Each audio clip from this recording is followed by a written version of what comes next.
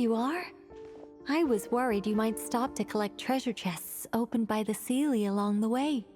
It would have taken you so much longer to get here. Another conversation I cannot hear. I am delighted to see that you understand what takes priority, and that your adventurer's instinct has not swayed your resolve. Really, I must applaud you for it. You should know. Paimon's head. Okay, I'll try and keep it short. My senses are telling me that this is where we shall find the entrance to the ruins. Oh, cool! Well, what are we waiting for? Let's open it up and see! Patience. This was a sanctuary of great importance to the Hyperboreans. A special process is required to open the gate. Oh! Like the place that housed the Eternal Moon's marrow? Okay, so what's the plan? Need us to do anything? And just the short version, if you can. Ah, all right then. I was planning to start with some background on the invention of these techniques. Are you sure you don't want to hear it? It's quite informative. Remember what you were saying about priorities? Fine. Simply put, we need 3 human representatives to successfully undergo a process of Kuvaki resonance.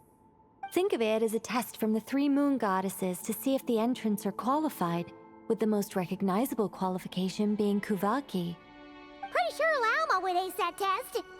Oh, wait. But we need 3 people. I also have no doubt that the Moon Chanter would be qualified.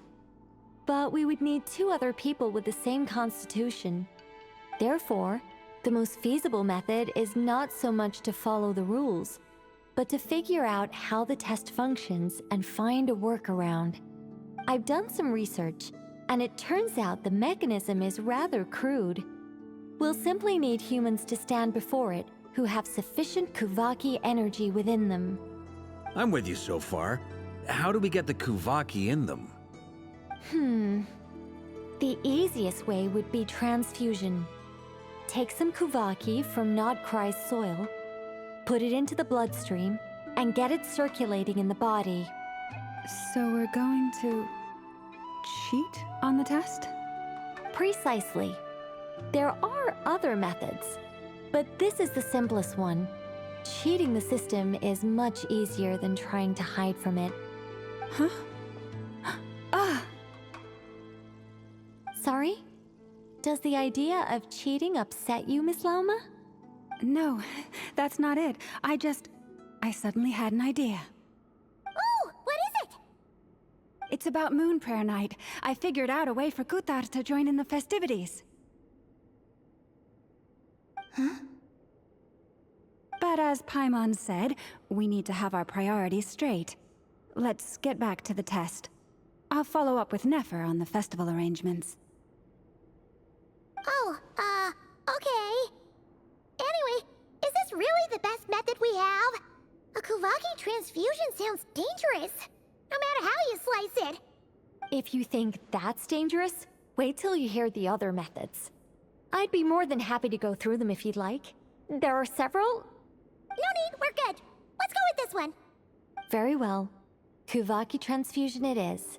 Now, I should mention that the risks can be greater or lower depending on individual compatibility. It would be rash to simply infuse the Kuvaki and hope for the best. If the body rejects it, the reaction can be quite severe. The symptoms are similar to another condition that some people living here suffer from, known as congenital Kuvaki sensitivity. So, before we execute our plan, I will perform a simple test of my own to see who is compatible and who is not. Once that is done, we will have to complete the resonance process as rapidly as possible. The participants must remain stationary while the Kuvaki circulates and bonds with them, and they mustn't eat or drink anything. What? No eating or drinking? That's some hardcore fasting. They'll all be monks by the time they're through. 3 days. Oh, that's so long! And we still need to find 2 more people who are not just compatible, but also willing to volunteer. Fasting? What are they talking about? Really? Don't you want to think this through? Haha, count me in too. 3 days without food? I can handle that. Miss Nicole has made it clear that this is the easiest way. The way I see it, there's nothing else to discuss. It's time to step up. Yeah, you're right. In that case, Paimon volunteers to be Captain of Logistics. She'll keep the fires lit and grab some spare clothes to keep you comfortable. Then we'll start with you first, Traveler. Please step forward.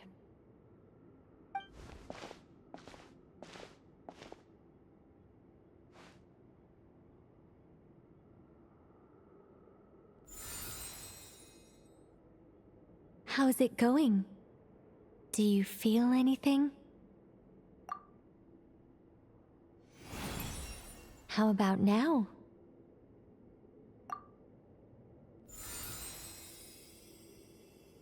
And now?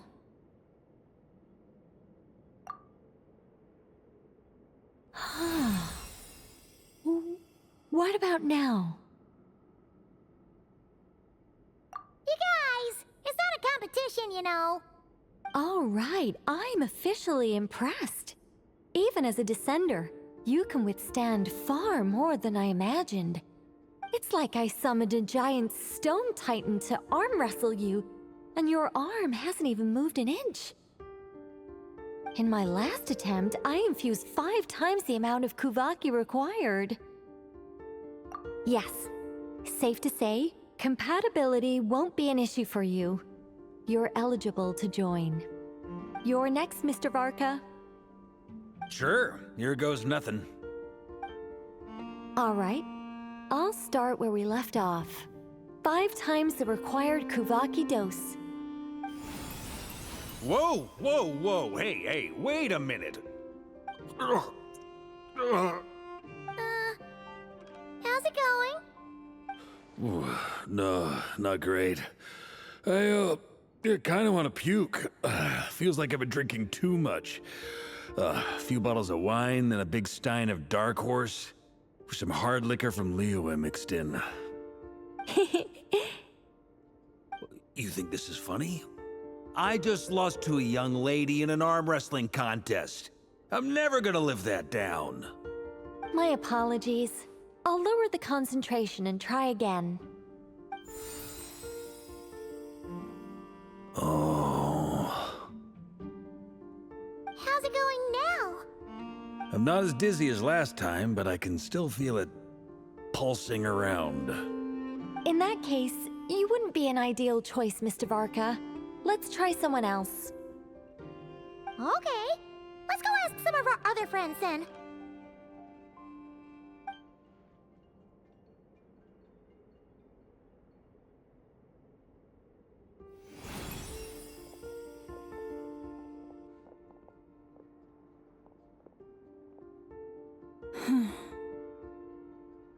No surprises here, Miss Smoonchanter.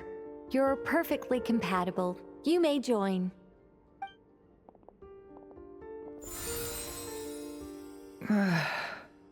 I'm getting a slight headache. Shame. You were so close. Whoa, I'm itching all over. Allergic reaction. We can't have that. Huh? Well, are you gonna start a what? The Hexenzirkel is an organization that cares for and protects children. We will not have them do dangerous things. Not even tests.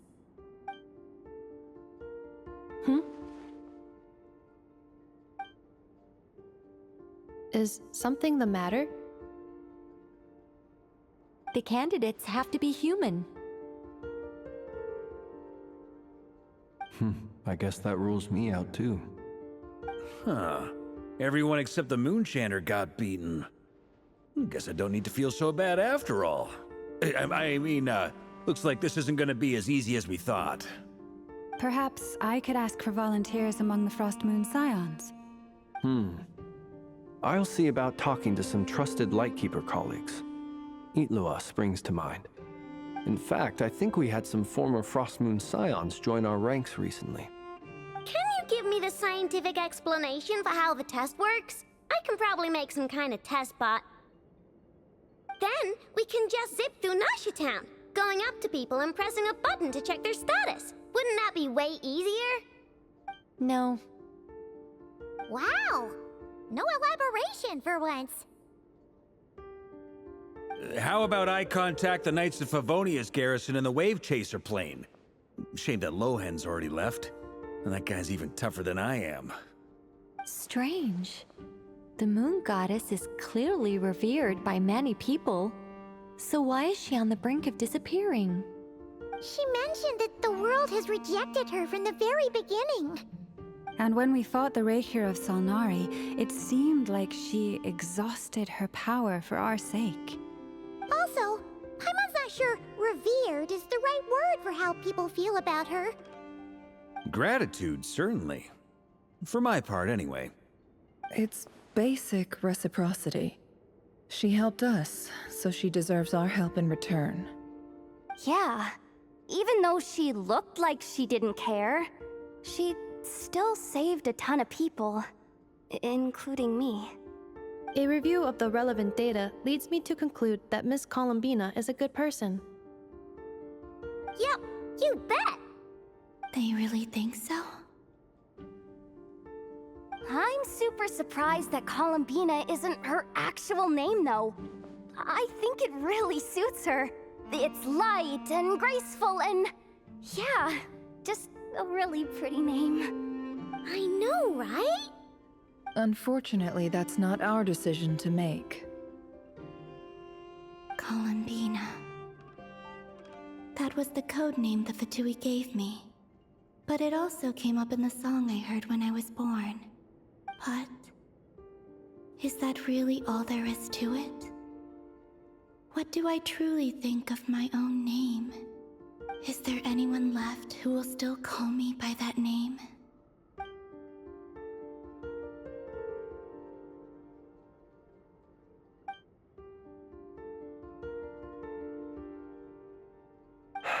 Moon Prayer Night is getting closer by the day. We're running out of time. We need to look for other candidates. Then allow me to try. Huh? What are you doing here? You contacted your friends via the Adventurers Guild. Sandrone has been keeping an eye out for something like that, so she informed me.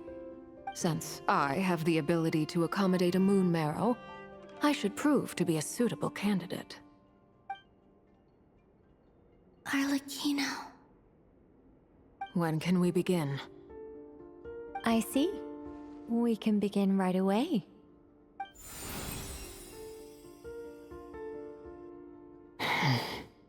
How was it? Did you feel any discomfort? Not at all. Then it seems we shan't need to look for additional candidates after all. Great! Cool. Alright, like Paimon said, the rest of us can take turns making sure the three of them stay warm and comfy. Then, my job is to take care of the caretakers. I will ensure everyone receives food and accommodation. I'm ready as well.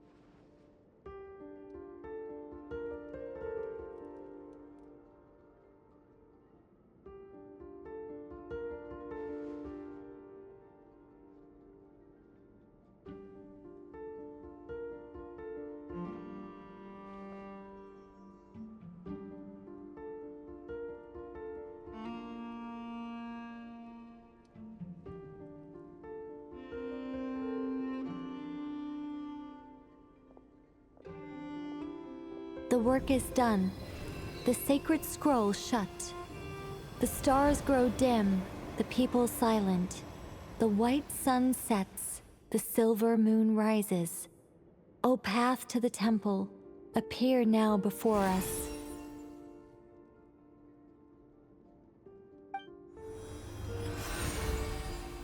Wow! It really opened! So that's what all this is about. They've been trying to open this gate. Come, let us enter. It might be best to eat something first. Take care to chew properly and swallow slowly. It will give your body time to readjust to the digestion process. They will head in soon. They will need to enter this gate.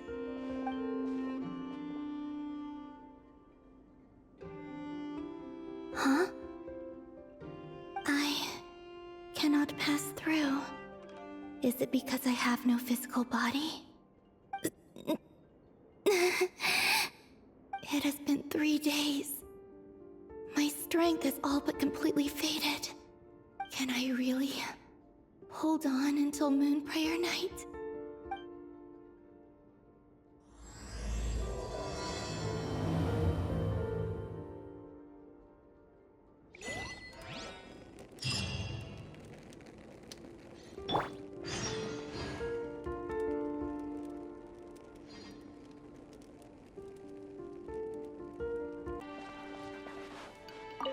I have confirmed that you are all in good health. With that, my work is now complete. Congratulations are in order.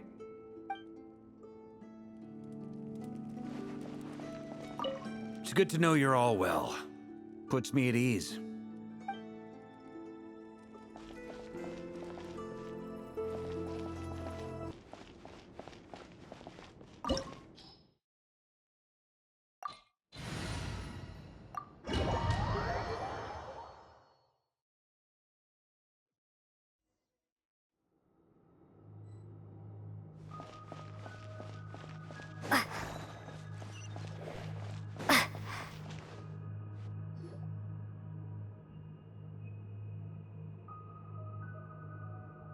Are these people...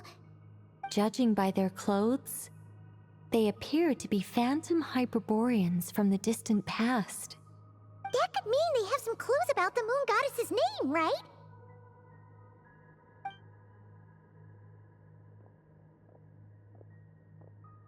Hey there!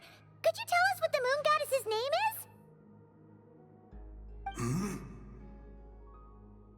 Sorry. That's probably a weird question, huh? How do we explain this? The moons are long gone, and their goddesses are dead. Their names no longer mean anything. When a new moon goddess is born, we will surely know her name. We have used every last resource at our disposal. All that remains is to wait, patiently and quietly.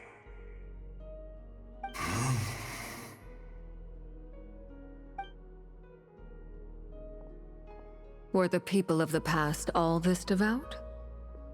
It looks like this phantom doesn't intend to converse with us any further. Surely the new moon goddess he speaks of must be Columbina. Alas, Kuthar's birth came long after the age in which he lived. But, maybe if we find a phantom from a more recent age, they might know Columbina's real name. True. Keep an eye out. We should be able to tell which era they're from by the clothes they wear. Yeah, you've been pretty talkative this whole time. What changed? Oh, nothing. I'm fine. You all make good points. When the Hyperboreans speak of moon goddesses, they mean the 3 from truly ancient times. I can't imagine they would know anything about our current moon goddess. There once was a time when the moon goddesses blessed them greatly and protected them from harm. So, when the war between the gods and dragons plunged the world into chaos, it seems they looked once more to the moons for help. praying for a new goddess to be born. Yeah, that checks out. Let's continue on. Who knows what else we may discover?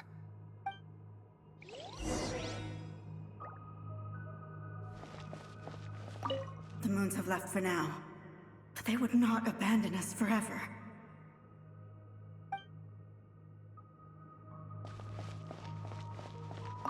When the moons rise again, we shall receive their protection once more.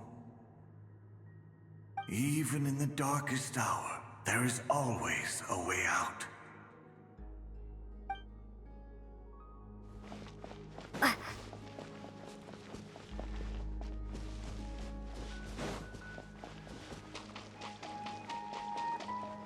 There's a door blocking this path. Not a problem. Try this.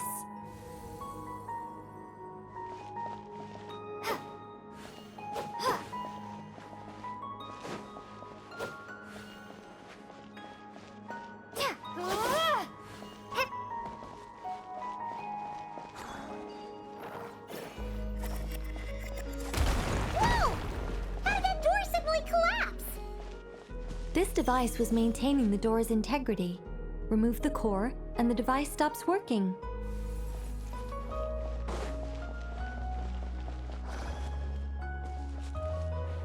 Is this our destination? Impressive. More precisely, this is a device that will help us reach our destination. Let's go. We still have a long distance to cover.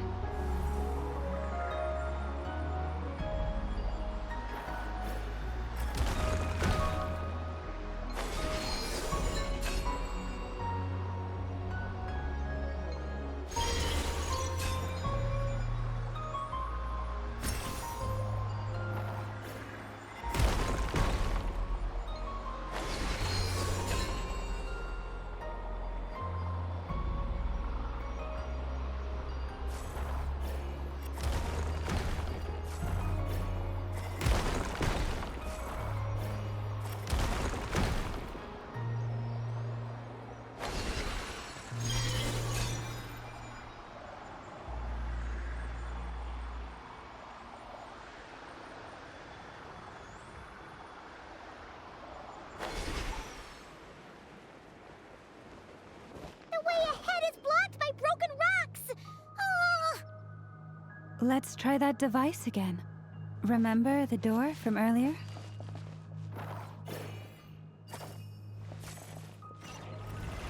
Huh! So it works in reverse, too!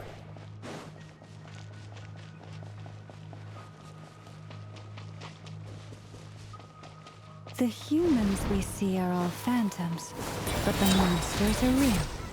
What a fascinating place. There'll be plenty of time to admire it later.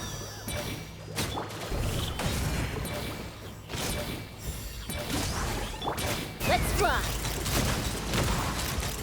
Locked on! Locked on!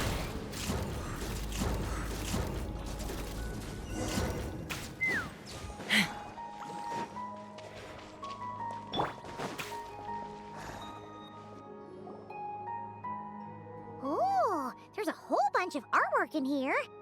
Seems pretty old. Nicole, this is probably your area of expertise. What do all these paintings mean? Let me see. To understand these murals requires some knowledge of the history surrounding the War of Funerary Flame. I shared a little of this with Lauma before. Yes. I think I follow. The dispute between the Moon Sisters, the transformation by Nibelung. Oh no, it's no trouble. I'd be delighted to share the tale again. Alright then. Tevat's 3 moons and their goddesses were brought into being by the will of Nibelung, the then ruler of Tevat. But when the heavenly principles came, they changed the world completely, down to its very foundations. The moon goddesses were nowhere near strong enough to challenge this entity. But the heavenly principles did not view them as heretical entities that had to be removed. Essentially, the 3 moons existed to keep this planet alive and operational. which did not directly conflict with the heavenly principle's aims. Nevertheless, the inherent precariousness of this arrangement would soon be revealed. Nibelung returned. Yes.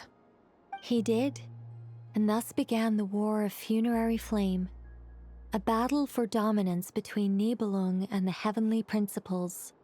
Discord would soon emerge between the three Moon Sisters. One would voice the opinion that they should follow Nibelung, for it was he who first hung the moons in the sky. Another would argue that taking sides in the conflict would only bring the world closer to ruin. There was no telling where it would lead, especially since their creator had returned, bearing the perilous power of the abyss. Nibelung would eventually discover their disloyalty. He had all three imprisoned before transforming the moons into weapons with which to fight against the heavenly principles. What? Weapons? Yes. The very moons that had once defended the planet became instruments of death and destruction, striking terror into the hearts of all living things.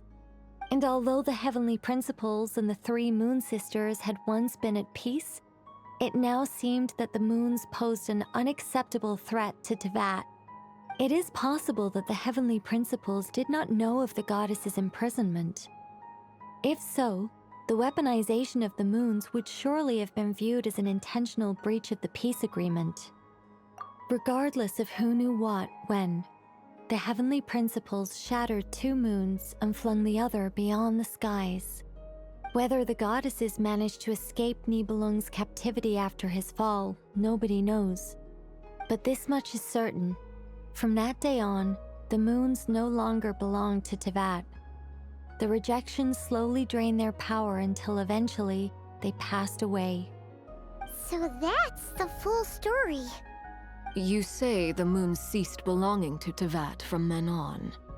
Why then would Columbina be born here? That is perhaps due to the lingering connection between the Frost Moon, which was not shattered, and this world. You could see it as the three sisters' dying wish. They never desired war. All they ever wished for was to protect this land. I see. If the final fate of the three goddesses is as you say, then Columbina faces the same grave danger. Our investigation has yet to bear fruit. We must hurry. Yeah, you're right. Let's keep going.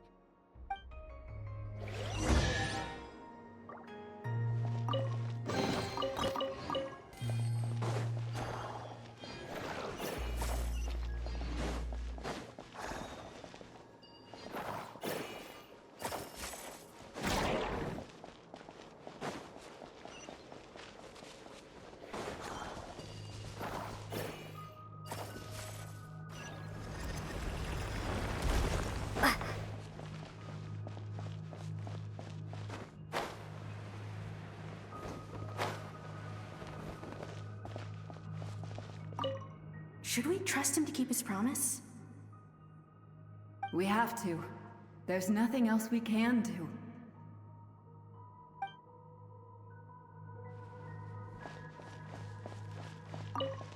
Why? Why do the creators of this world no longer show mercy upon their people? Remember his words. We must change our fate with our own hands. Wait, that's odd. Who is he? Is something wrong? No, not really. It's just that over 30 possibilities emerged in my head, so I can't be sure who he is. It's been too long. My memory isn't as sharp as it once was. Okay. 30. Wow. Impressive.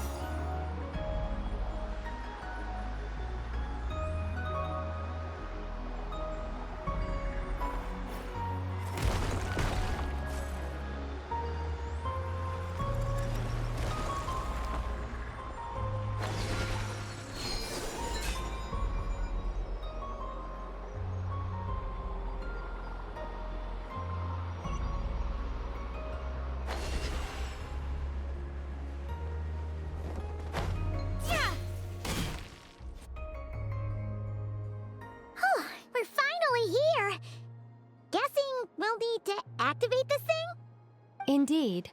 I was a little worried about that at first, but as we got closer, I sensed that the Kuvaki within it flows unimpeded. It should be functioning normally. The only issue is how to activate it. It's looking a little worse for wear. What about the cores from some of the other devices we've seen? Can we repair it using those? In all likelihood, yes. I imagine that would have been the Hyperborean's backup plan. Let's look for some cores.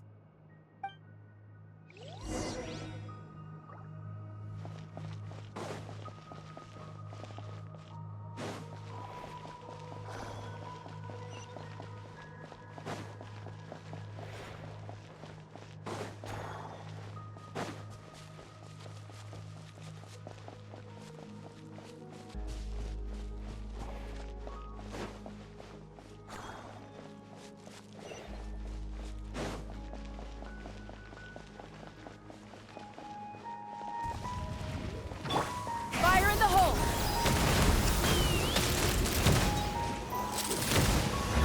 Open fire!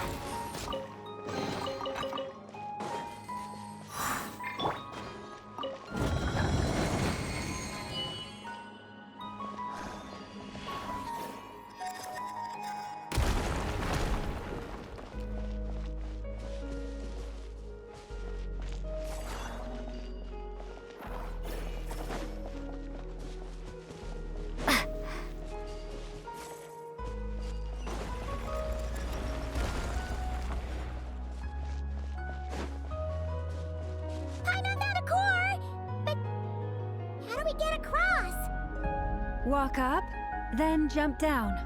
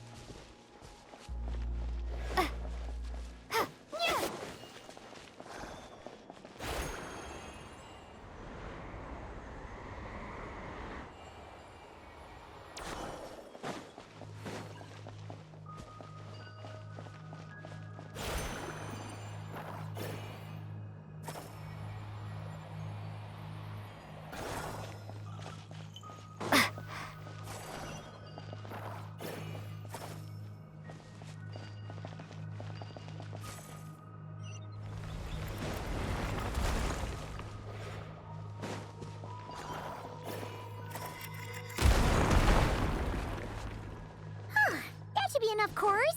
Let's head back.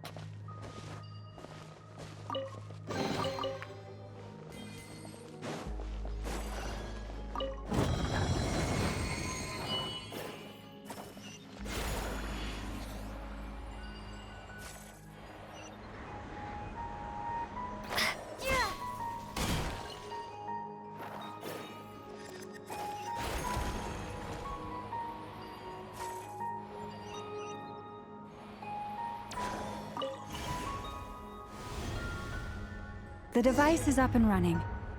It's hard to believe that the ancients were capable of constructing such things. Paimon sees our destination! It's right up ahead! Yes, let's go.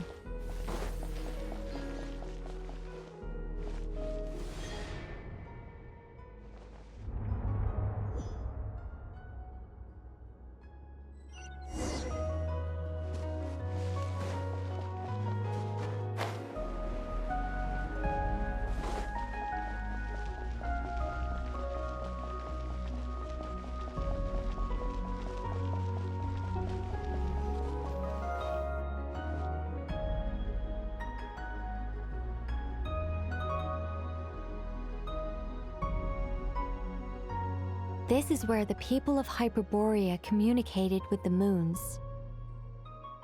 We need only place the moon marrow upon this platform on Moon Prayer Night, and we shall be able to open a portal to the moon and send our moon goddess back home.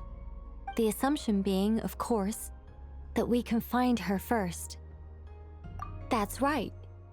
You want to know if it's safe there, don't you? And yet, she has no choice but to return. You know this. Oh, that's not the only issue here. This is the end of the line, right?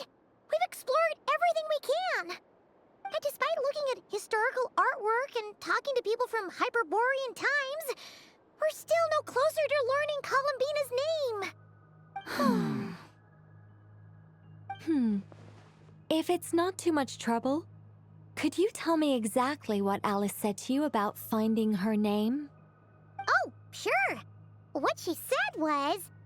Then your first job is to find it. As a moon goddess, I'm sure she must have a name she identifies with.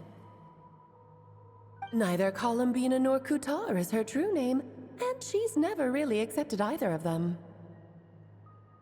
Is it not also possible that she has never had a true name? Not at any point in history? That would be a hard pill to swallow. But at this point, we may have to accept that that is the truth. No one knows how she came into being, and she certainly doesn't have parents in any sense that we're aware of. Perhaps she was never granted a name at all. But does that mean there's no way to get Columbina back? She's just gonna disappear and there's nothing we can do about it? Huh? Wait, why all this pessimism? Was it the way I phrased this question? You all seem to be taking this in completely the wrong way. Well, just because she's never had a real name in the past doesn't mean she can't have one now. What? Think about what Alice said again. She never once said that you'd have to find a new name, did she? Are you saying what I think you're saying? Yes. Names are anchors that connect us to the world. If she doesn't have one already, then all we have to do is create one, no? It's like... yes. Traveler, when you first arrived in Teyvat, do you think you would have turned around if someone behind you shouted, "Hey, Tumaini"? But what about now? I understand what you mean. Life is a long journey. Even the friends and family by our side can change over time. When people call you by different names, what matters isn't so much the words themselves, but what they symbolize. And of course, whether that resonates with you. Ether. So, close your eyes and picture the moon goddess in your mind.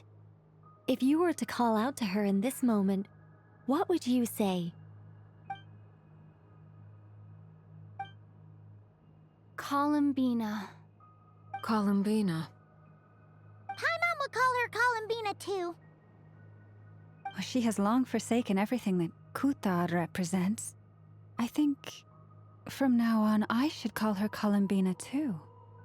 Well, it sounds to me like you found your answer. Are you sure? Is it really that simple? We haven't found her this whole time, and not for lack of trying. For a journey like this, the process is every bit as important as the outcome. Had you not searched far and wide, rejecting every other answer you were offered? How could you have come to an answer you felt was finally correct? Oh, it all makes sense now. This has Alice's fingerprints all over it. Are you suggesting that Mage knew from the start that Columbina never had a real name to begin with? I can't say for sure. But I can definitely imagine her chuckling in satisfaction somewhere right now, saying, "Ah, what fun." Llama! Your antlers! You should hurry. The festive moon has begun to rise.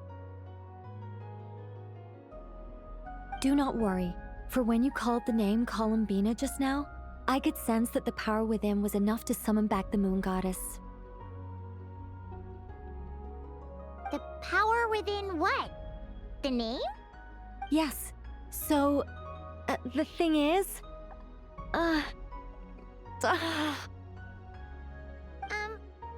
What's wrong now? This is so annoying. I really want to explain how that whole thing works.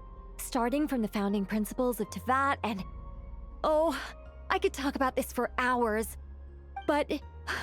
Deep breaths, Nicole. Deep breaths. You're an angel. A sober, sensible, solemn angel who has her priorities straight. Okay then. Sorry for asking. Clearly a bad call on Paimon's part. Anyway, you all need to hurry. Last thing, remember how it felt when you called out that name. Then it is agreed. By the name Columbina, we shall find her. Then we'll throw her the best Moon Pair Night party ever! And at last, we will send her home.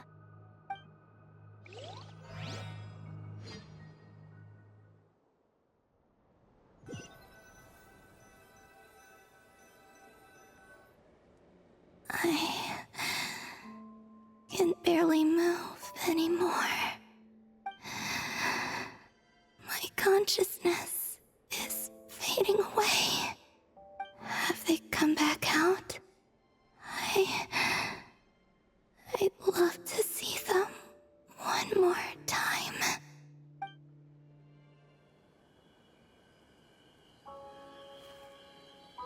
They didn't make it.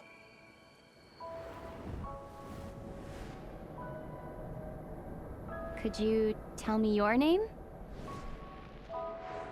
My name is... Columbina!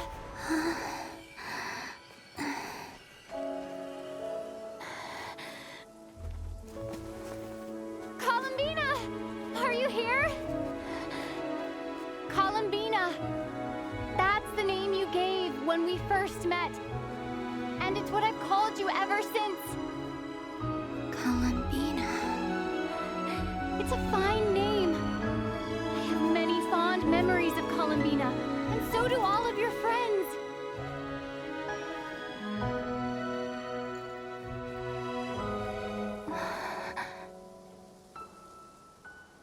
If you like this name,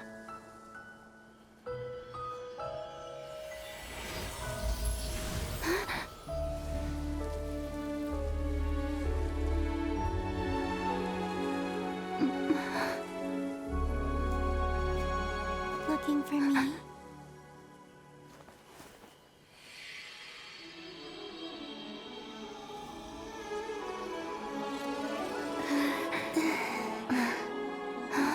I like it.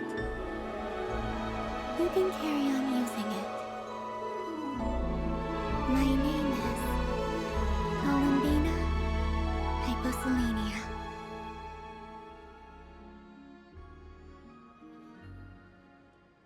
Columbina Hyposelenia. That's a wonderful name. I never thought that Columbina would become my real name. But after I met you and my other friends, the things that this name stood for slowly began to change. It went from being a Fatui code name to something my friends call me.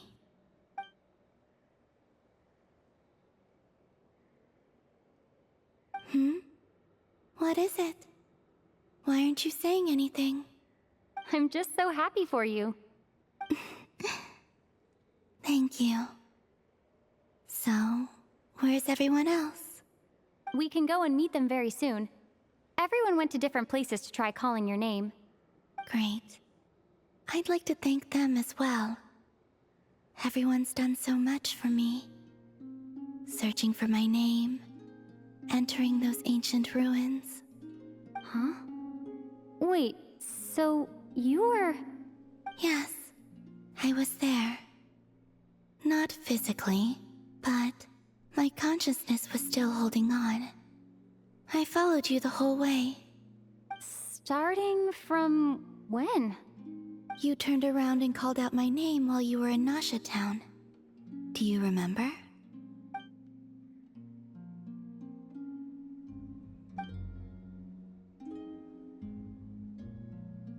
Let's go. We don't want to keep them waiting. Sure. In that case, come with me. But... Hmm? Before that... Could you call my name one more time? Sure. Come with me, Columbina Hyposelenia.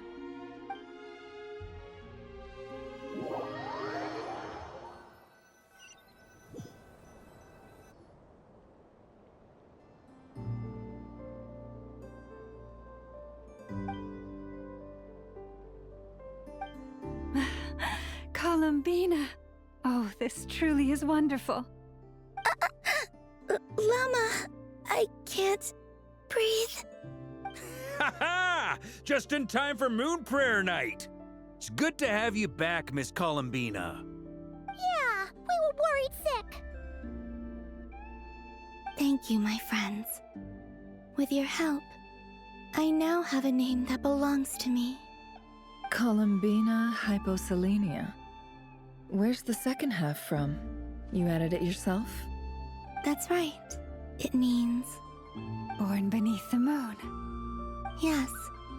And by extension, it can also mean born beneath this world. A fine name.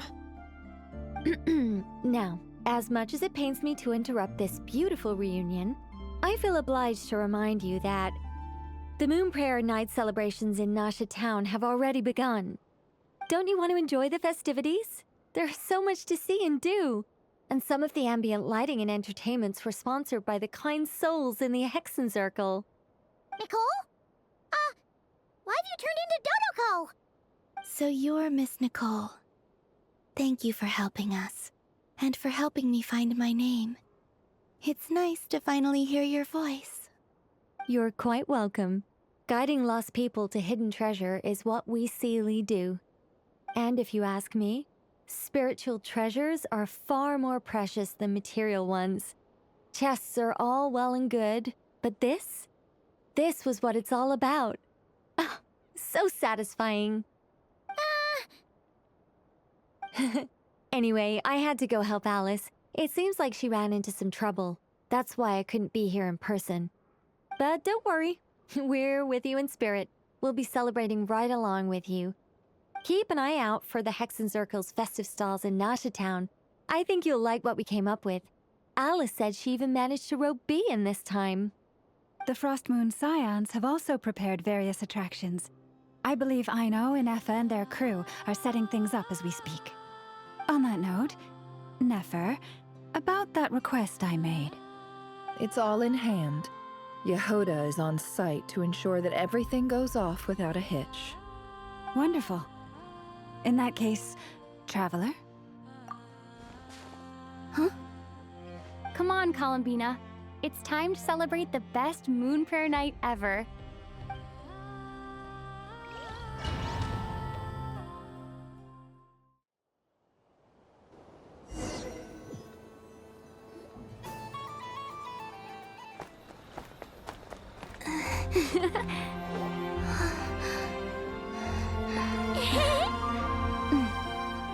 Hey, young lady. Would you like some Moon Prayer Night candy? Happy Moon Prayer Night. Oh, yeah. I almost forgot to say. Welcome home, Moon Goddess.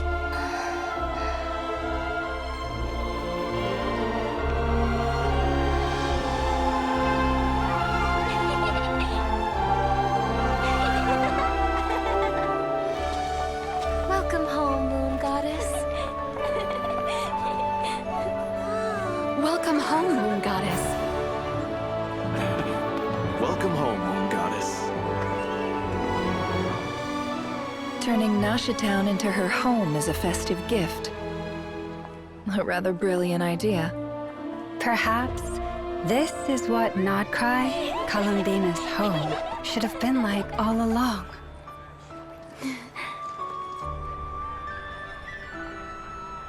Thank you for the gift. I like it a lot.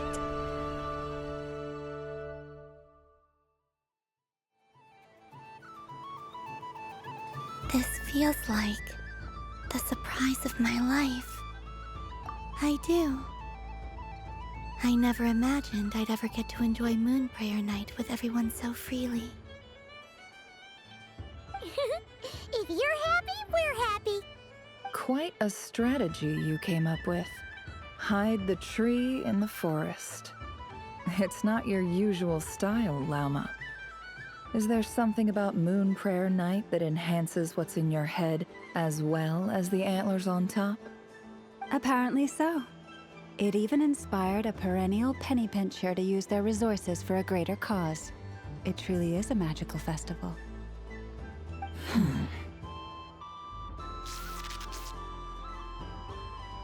I see it now. This bickering is actually a sign of a strong relationship. Huh? What's everyone doing here? Oh! Miss Columbina, you're back! Yes, I'm fine now. Thanks for your concern. How's your progress with Alice's assignment? Very well indeed. I've never heard her sound so excited. Not like this. This time, her excitement seems more serious. Seems like she's had a major breakthrough. She said she'll contact us once she knows more. In the meantime, we're free to relax and have some fun. Enjoy the time off while it lasts. I have a feeling that our next task won't be so simple.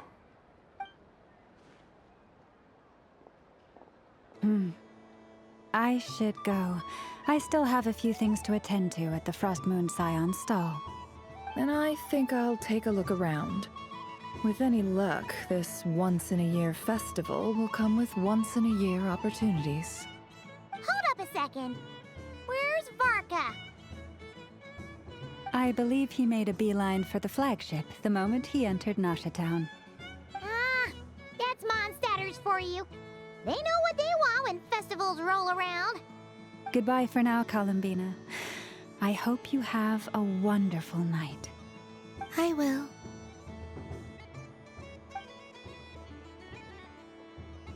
Well, in that case, don't just stand there. Get out there and have some fun. You'll definitely get a warm welcome at every stall. Oh, also, take this map with you. It's a guide to the festival.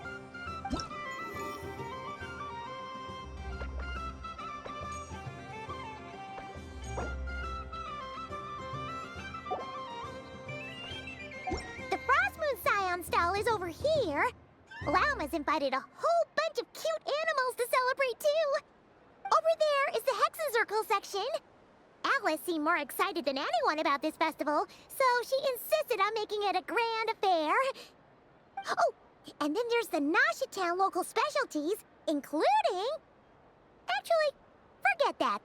Better if you go check them out for yourself. Thank you. It looks like a lot of fun. You're not coming with me? We'll be around. But don't you want to browse by yourself for a bit first?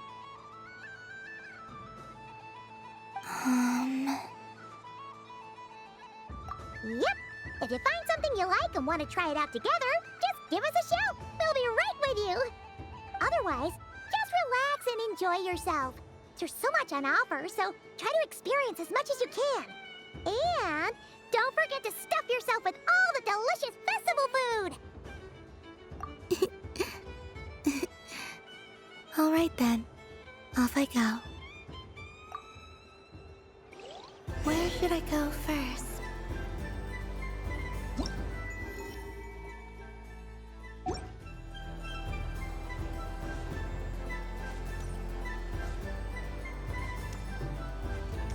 There are so many attractions here.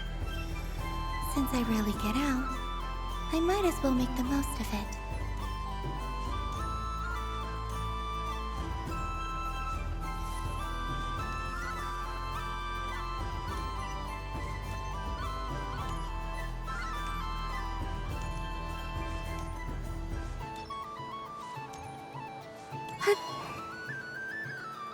Moon Prayer Candy! Beautiful, tasty Moon Prayer Candy!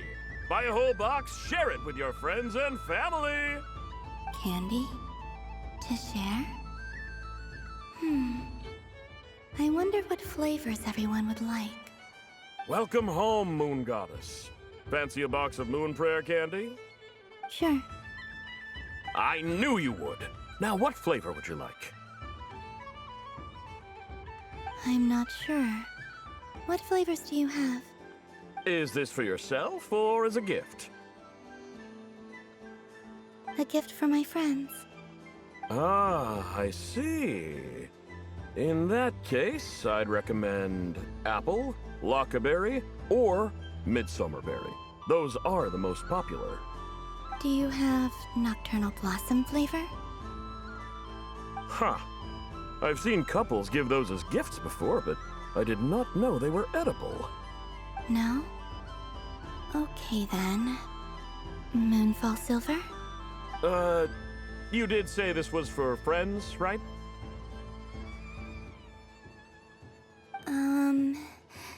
Maybe smetana then. Hey, now that's a creative idea! I've never tried it before, but if you're happy to wait, I can see about whipping up a batch on the spot. While we're at it, you got any other ideas?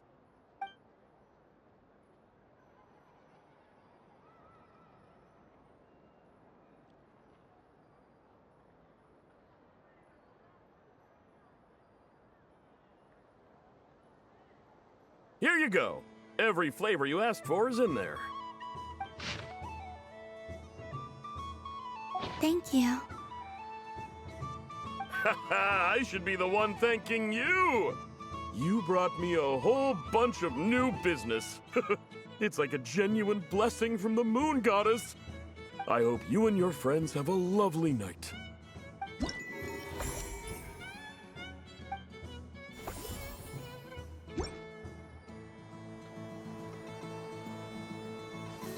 Assorted Moon Prayer Candy! All your favorite flavors in a box! All right, kids, just line up over here.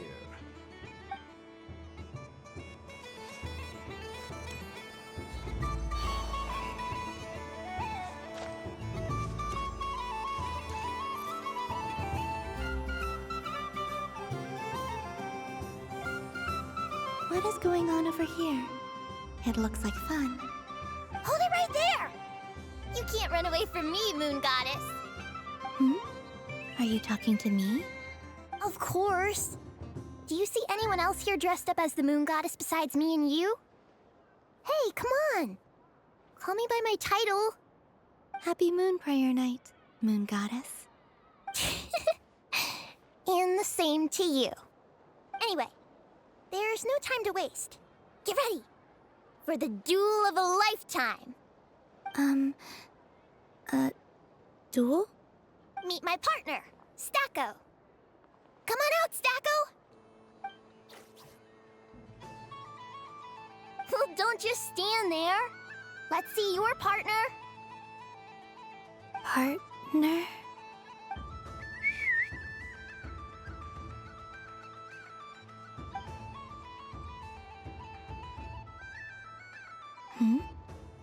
So I need to select a partner and command them in battle. Partner. I need a partner.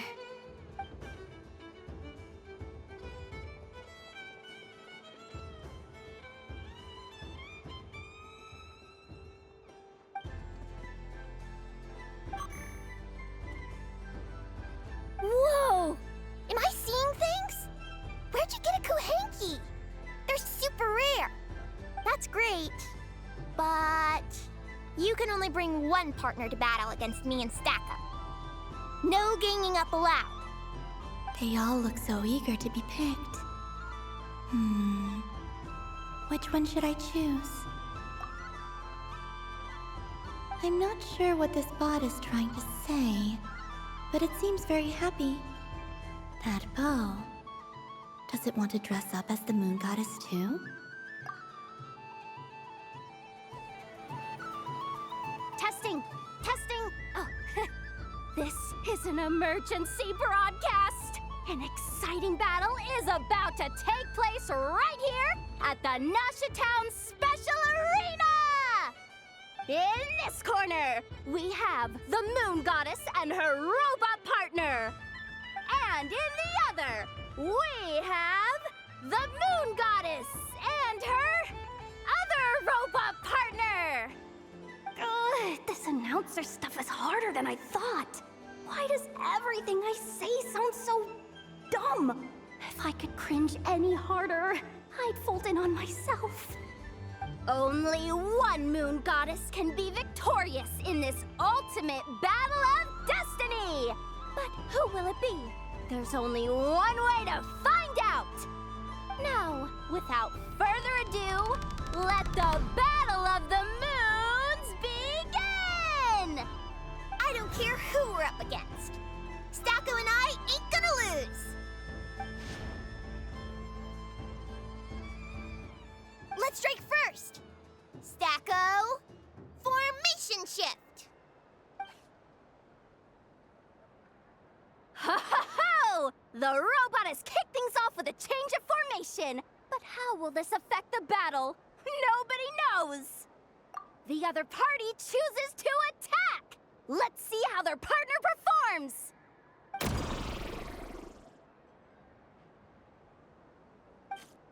Stacko! The attack lands! And if those sizzling sounds are anything to go by, it was very effective! Okay then. Stacko, maintain formation and enter your empowered state.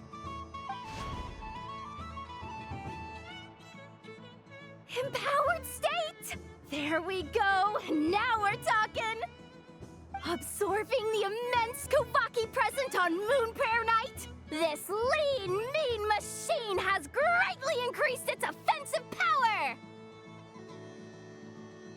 Here it comes! A Lockaberry! Oh, what could the Moon Goddess be planning now?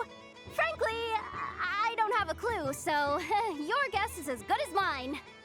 The battle is heating up fast! I'm about to start sweating machine oil over here! Go for it, Stacko! Set Kuvaki to maximum! Can their opponents withstand this blow? And what will this Moon Goddess do? Don't be afraid. Fight however you wish. And it's the empowered state! Both robots empowered now! The attack comes in, but oh, attacks repelled! Opposites attract, but likes repel. And now you've seen it in action! What a powerful repulsion! The robot crashes into the wall! Can it keep going? Stacko! Oh, Stacko is down for the count! Our winner is the Moon Goddess! The slightly taller one, I mean. You did your best, Stacko. I'll take you to Ainos for a checkup right away, don't you worry.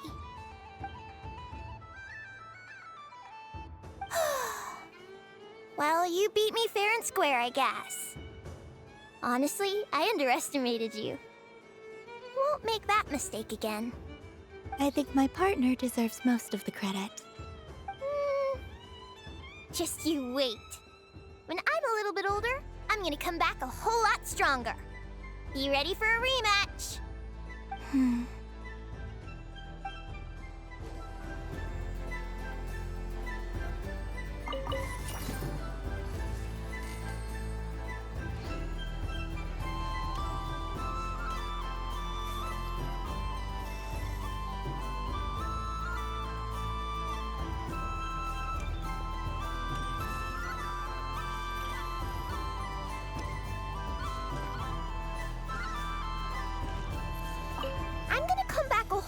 Stronger. You ready for a rematch?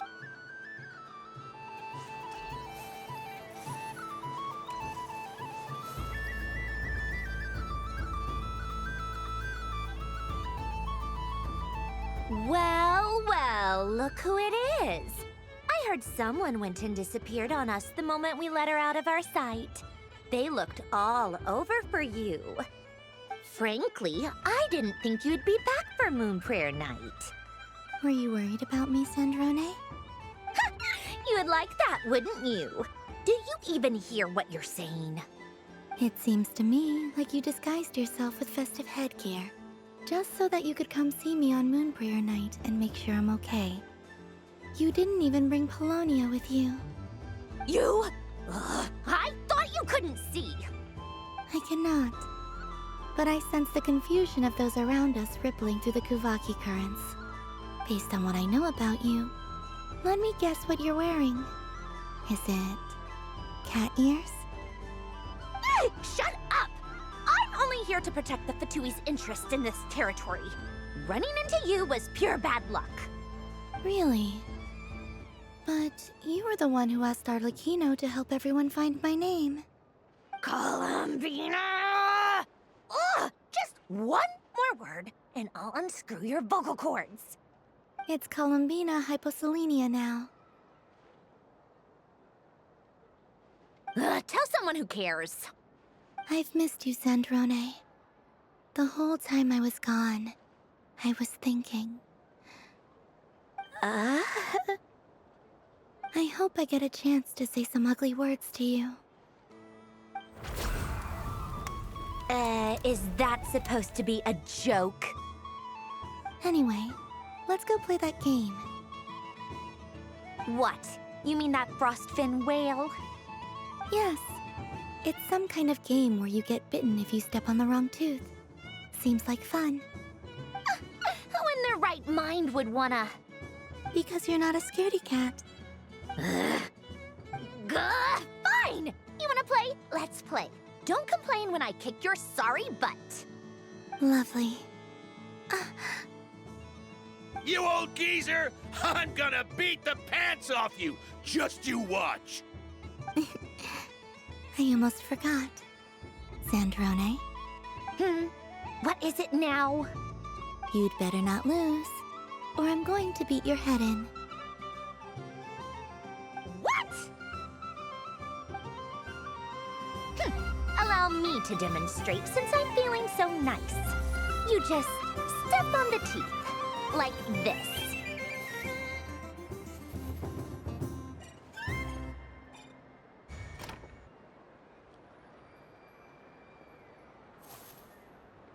Which should I pick?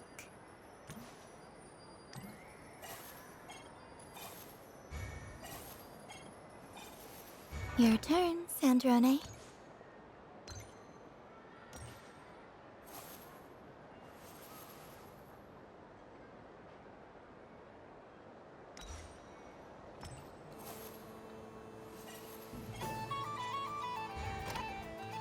Don't come crying to me if you get bitten.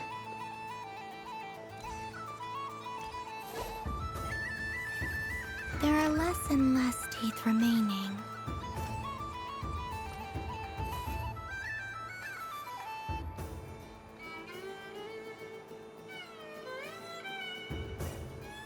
Huh? What's that noise?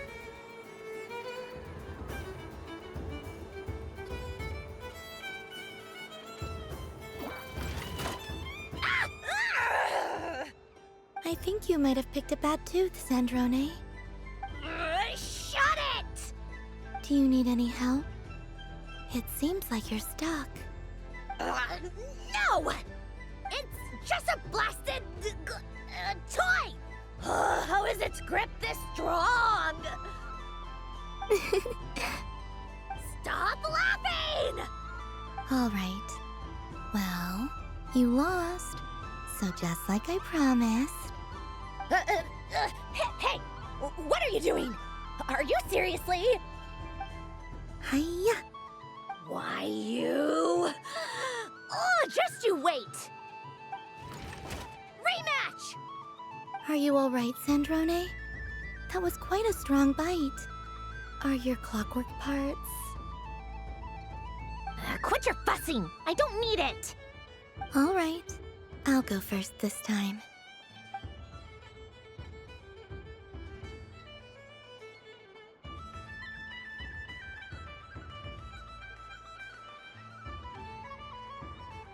I see it now. She can sense which teeth are rigged.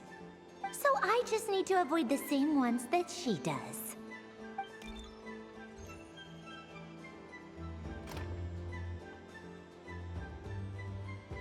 This one... Seems fine. She avoided that one then? Now I've got you. All right, my turn.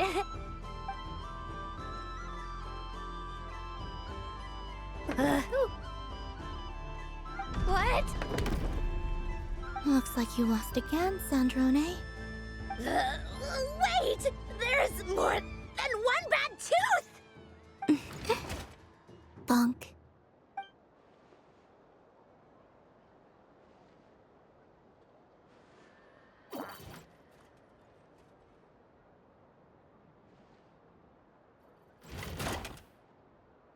Stupid game! What idiot came up with this?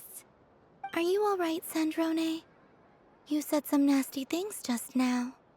Oh, I'm peachy. Should I let you bonk me on the head as well? Ah, forget it! Come on, bonk away. It can be your consolation prize for losing so badly. I told you, forget it! Gah, you've always been so annoying. Singing right outside my door, inviting yourself to my tea parties, going AWOL. And now you're off to the moon or something. Of all my days with the Fatui, the times I spent with you, Arlecchino, and Rosaline, they were my favorite. I will not forget them. Just as I shall not forget this moment. We'll always be friends, no matter where we are, right? Who'd want to be your...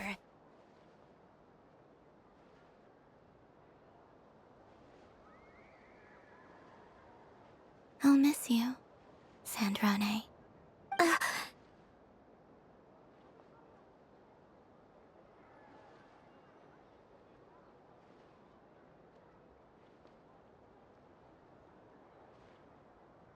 Goodbye, Sandrone.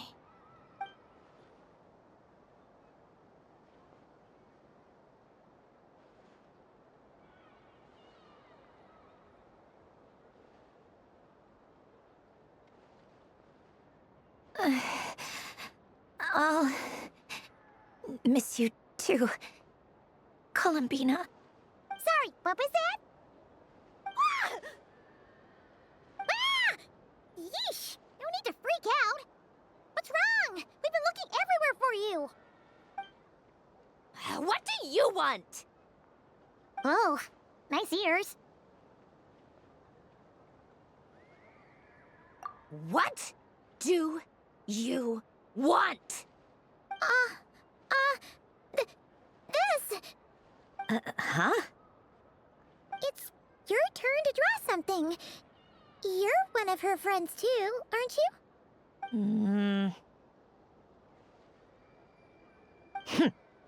Doesn't know how lucky she is. Sorry? Nothing. I'm done. Take it.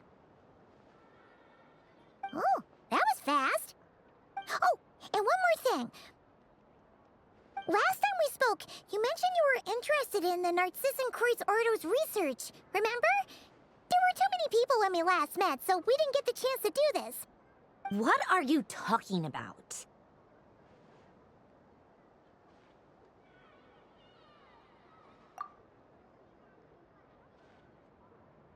This is... Oh... Alan, Renee, and Marianne. Huh. The Holy Blade. A savior's plaything. It's not about whether I approve or not. These people, they would sacrifice themselves for the sake of the world. Especially Alan Guillotin and Renee. That is something I would never choose to do. Still, I didn't know they had any pictures left from that time. If I'd have thought to bring a camera, I'd have... What? moon whale and Columbina bonking you on the head. Tear it up! Now!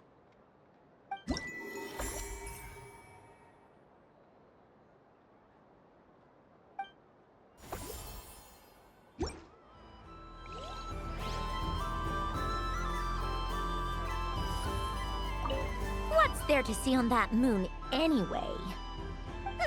Let her go up there and cry alone. See if I care. You're giving me candy? That isn't like you. This had better not be some weird prank. Coffee flavor? I thought you hated coffee.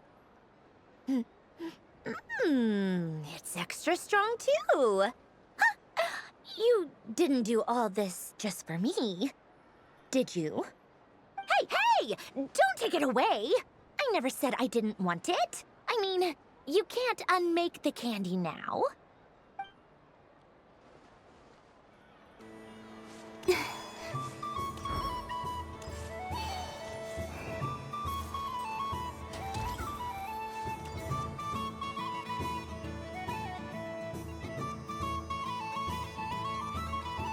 This doesn't make any sense! How am I losing every single time? Wait, Inefa, you're cheating, aren't you? Yeah, that must be it. I am not cheating, I know. Uh-oh, sounds like Inefa's turning into a big baloney bot. I think it's time for some serious maintenance. Moon Goddess, help me. Miss Columbina, I know, is attempting to cheat. What the? I'm not the cheater. You're the cheater. How dare you throw it back at me?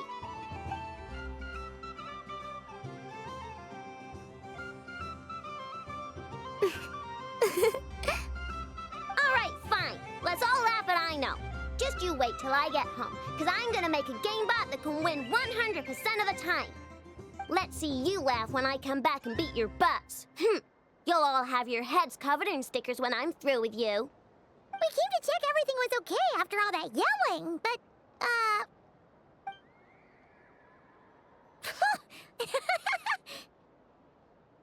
Whatever it is, it sounds like cheating is allowed. Kuhenki concentration.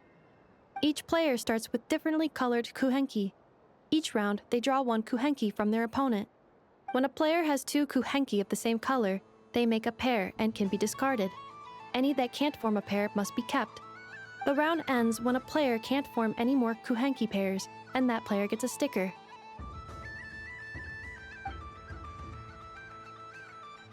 ooh, can 4 people play as well? That is fine, so long as the turn order is fixed beforehand. Alrighty then. In that case, the 2 of us will join as one team. Okay, but if you lose, you're both getting stickered. I don't want to hear any excuses. Sure. And if we win? If you win, only one of you gets to sticker someone else. I have taken to calling this. I know logic. Hey, lay off me, all right? Okay, so we're starting the game from scratch again, which means all my stickers so far don't count. Looks like Luonatar is the Kuhenki of honor for this game. Anyway, let's go clockwise, starting from Inefa.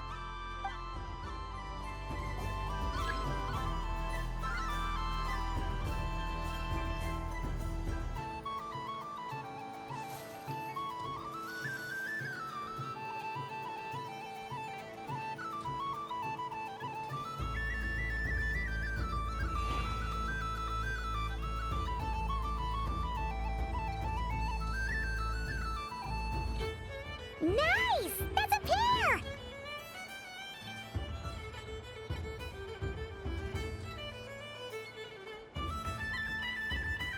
Go, go, fly!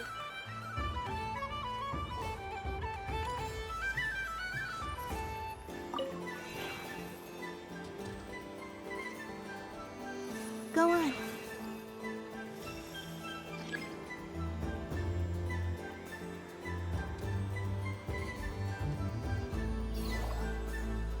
I have a pair.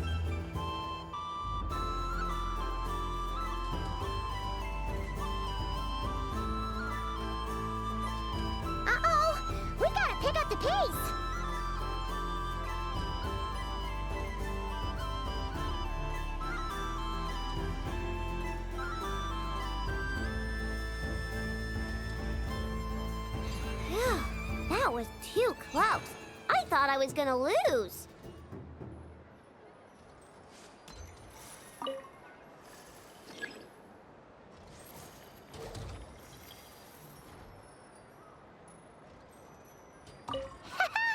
Let's see who's gonna be the unlucky one.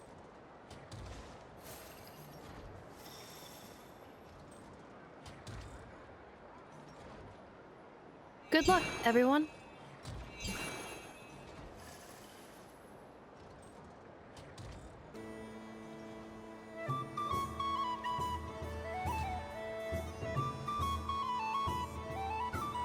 Let me pick a good one.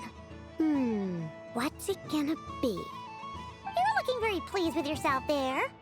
What happened to being a huge Grumposaurus? I won. Duh.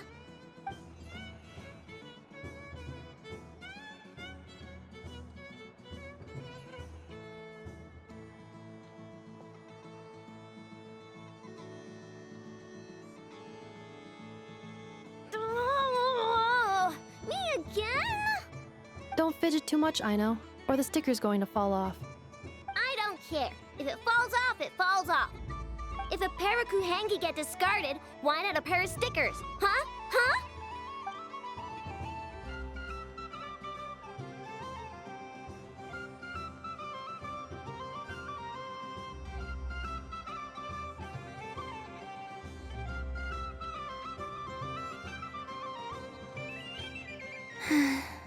I've lost.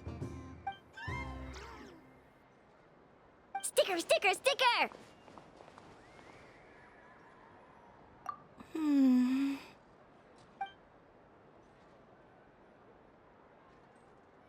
Cute! You think so? Shame. I can't see it for myself. What did Luanatar say? She said it looks so cute that she wants me to lose a few more rounds.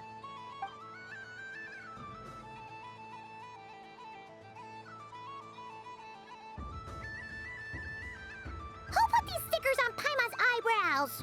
Ugh, she can barely see! Alright, now, I think we got enough evidence to prove that there's a serious problem here. Yes, I agree as well. The culprit is... Inepa! Culprit? What did I do? Quit acting dumb, Inepa! You're not wriggling your way out of this one. I've been watching you. Not only did you remember whose side Luanatar started at, but every time someone drew a Kuhenki, you were logging it and calculating every last possibility. Which Kuhenki pairs were gone, who had what color Kuhenki in their hand, even our facial expressions. You were keeping track of it the entire time. Exactly! What Aino said! Putting aside the fact that running calculations is not against the game rules, do you have any evidence to support your allegations? But that's not against the rules either. So she admits it. She certainly does. Alright, everyone grab a sticker. It's time to get Inepa back. But... Take that!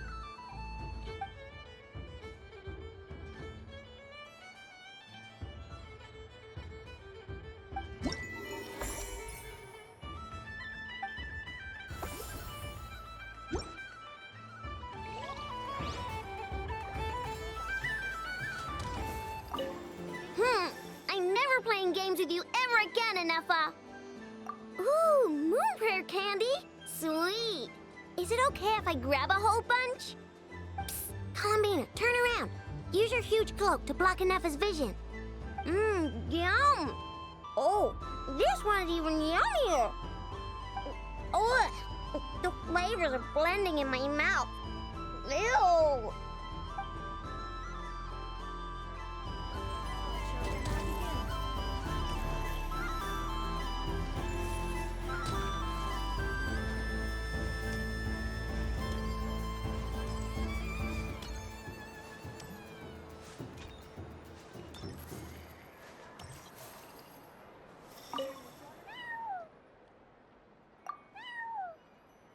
I have a fish flavor one if you'd like. Of course. If you prefer mint, then mint it is. Don't mention it.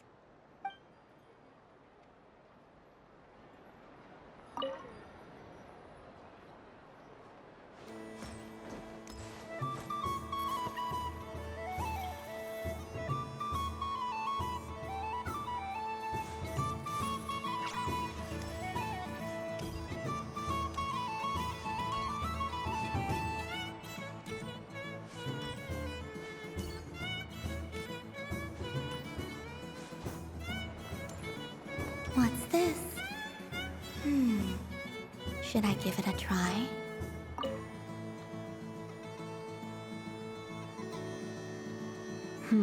I don't have enough data.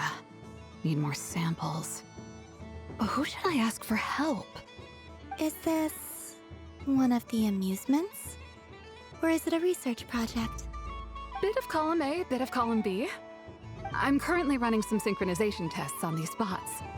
Basically, you need to press the button to help them successfully obtain the treasure. But you've got to time it right. I'll record your data, which will be used to improve the robot's accuracy. But, ma'am, I mean, Moon Goddess, don't you think you should take your eye mask off first? There's no need. I will be all right. Okay then. Whatever you're comfortable with. Great. Then let's begin.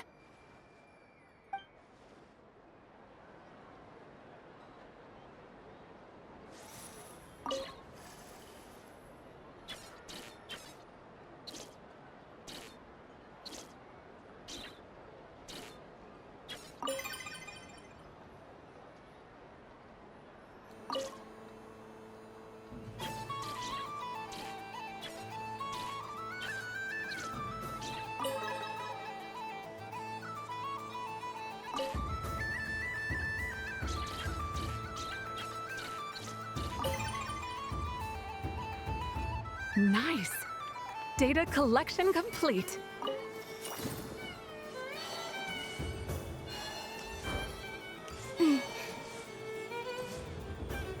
So this is the Frost Moon Scions area. It feels very familiar. But everyone looks much happier than usual.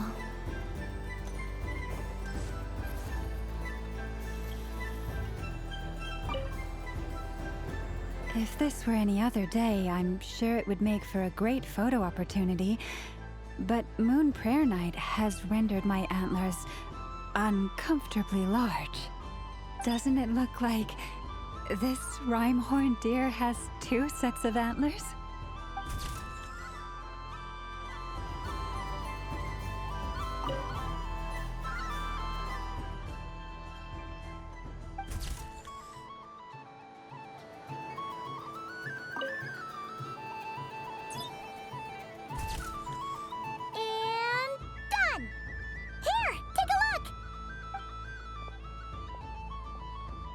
I think it looks quite funny. Well, Paimon thinks it's super cute. It looks like a silly chic badger and a rhyme-horned deer that's about to fall asleep. Maybe I'll stand on the chic badger's side instead. It looks like we've attracted the attention of quite a few animals. Let's make room for them.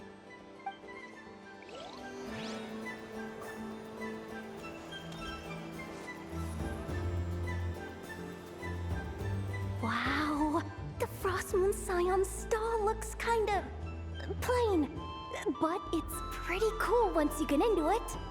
I don't go to Hisi Island much, but it's got that, like, old world cultural feel.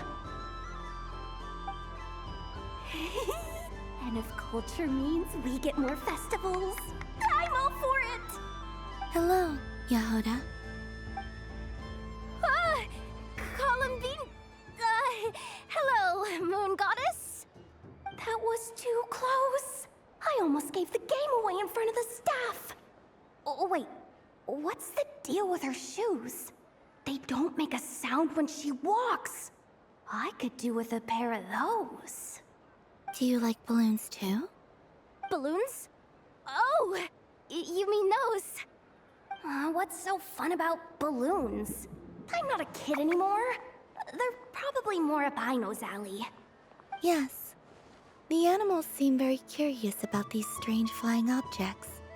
I was drawn here by their voices. I recently learned a fun new game you can play with balloons, so I decided to come and give it a try.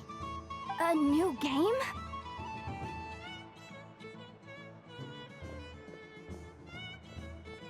Hello.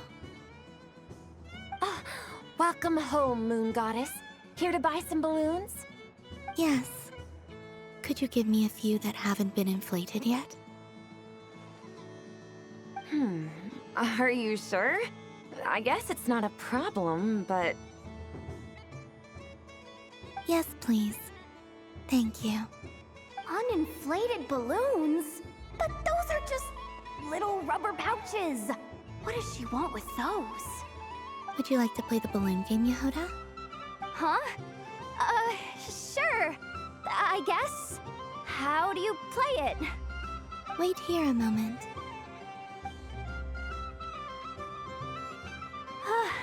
Oh.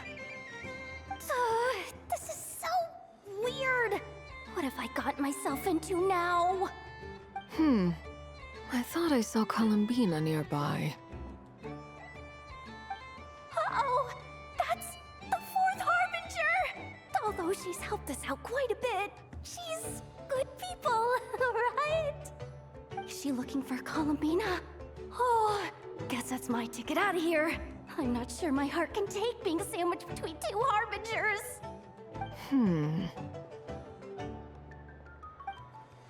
Which stall is she checking out? Oh, it's that other Frost Moon Scion's one. Try on the headgear, see what it's like having antlers or animal ears for a day. Oh, I wouldn't be caught dead wearing that stuff. So embarrassing.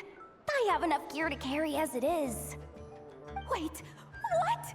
She put it on? How peculiar. This would take some getting used to. I wonder if this is what it's like for Lynette. It really suits you, ma'am. What is this? She was so intimidating a moment ago, but now, dang, she's really rocking those ears. How does she make them look so cool? I suppose I may as well keep them on for now. All part of the festive experience. She's coming this way. How do you do, Miss Yehoda? Oh, jeez. Don't talk to me while wearing that thing. Where am I supposed to look? Oh, hey there. I'm looking for Columbina. Have you seen her? She just... Huh?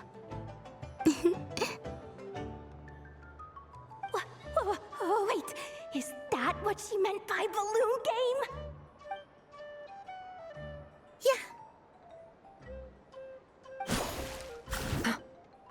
Huh? No fair! How come I get caught in the crossfire? An ambush from the rear? Is this a declaration of war, Columbina? Would you like to play too, Arlecchino? Seriously? Are they gonna start some beef right here, right now? Gladly. That said, I believe there is another who would like to join. Boss Nev! Thank goodness! You've gotta get me out of here! Things are kicking off big time! Hello there. I'd like 10... no, make that 20 balloons, please. Uninflated. What? Miss Moon Goddess, I hope you're prepared to pay the price for assaulting my employee. Welcome to the game, Nefer. Just to be clear, let's keep this a fair fight, okay? No strange powers, please and thank you. Naturally. Don't just stand there, Yehoda. Aren't you going to team up with me? Huh? Do I have to? Of course. Don't forget, the Curatorium has a reputation to uphold. I knew something like this was gonna happen.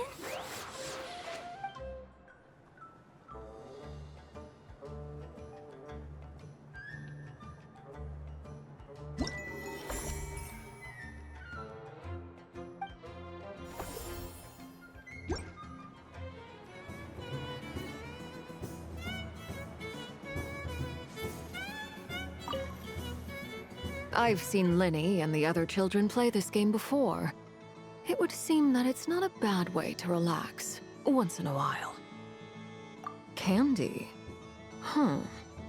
Would you mind if I took a handful extra? I'm sure the children will enjoy them. I must say, Columbina, you really have changed. You never used to show this much consideration for other people, even when prompted. I'm sure Sandrone would agree when I say, I like the present version of you better.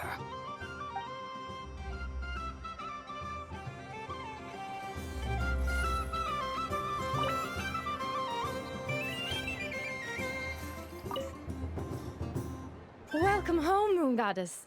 Would you like to try on some animal-themed headwear? I always hear Lauma saying how heavy her antlers are.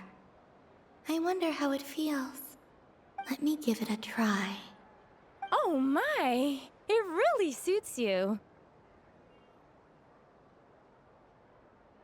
It's a little itchy, and it's hard to turn my head. Should I keep wearing it? How does this look? How does this look? How does this look? How does this look?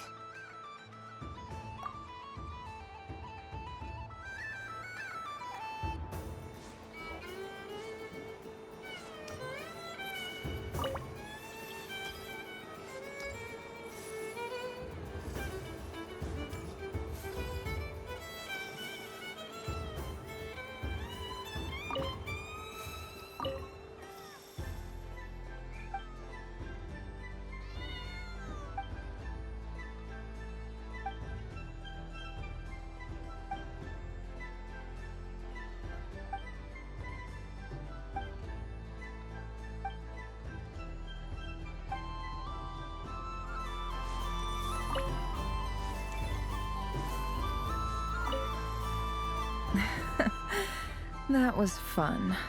It's a shame Ashru doesn't like playing with water, or I'd have roped him in as well. Oh, a gift? You shouldn't have, Miss Columbina. Very nice indeed. Candy is one of many luxuries that the desert folk could never afford. How I yearned for candy when I could not have it. Yet, now that it is readily available to me, I never seem to crave it. May your moon prayer night be one free from regrets.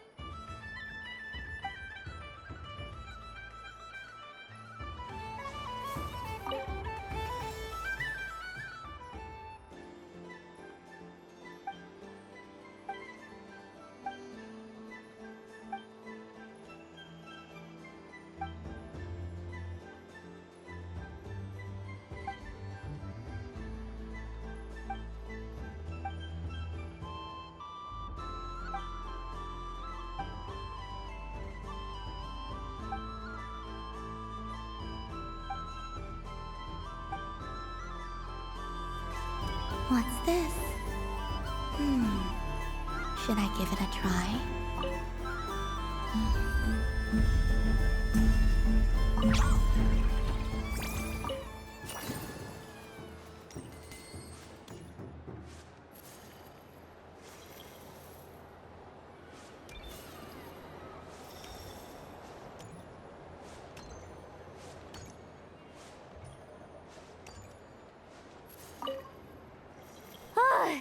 I just had a water fight with 2 Fatui Harbingers. Pretty scary, but also surprisingly fun. Aw, man, this feels kinda wrong.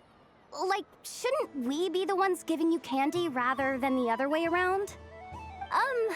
I guess I'll just take one. What flavor is that? It tastes like getting a mouthful of muddy grass. After being rear-ended by a blunt-horn rhino, then face-planting the ground. I'll never get this taste out of my mouth. It's delicious. Mm-mm.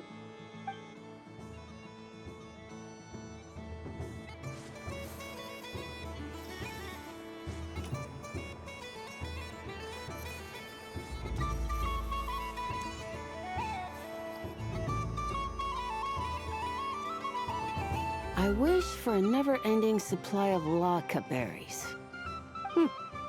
What a humble wish. Probably written by a child.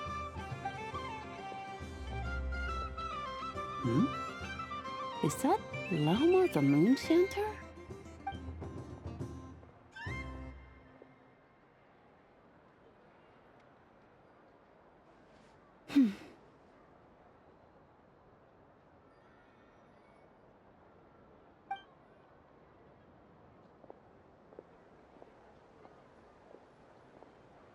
I wish that the long plume ibises would stop biting me. Oh dear, poor Lauma. All right, I'll write that one down for you. I got it. While everyone else is celebrating Moon Prayer Night, you're as busy as ever. I don't mind. It's rewarding work. A good kind of busy. My antlers are at their heaviest tonight, and the Kuvaki waves are especially strong. But as I help these dear friends hang their wishes up, I feel a great peace within myself that is hard to describe. You see, they are all such beautiful wishes, and they are ones that we can fulfill by our own strength. Do you blame me, Lauma? I want to hear your honest answer. It is by the help of so many people that I can return to the moon.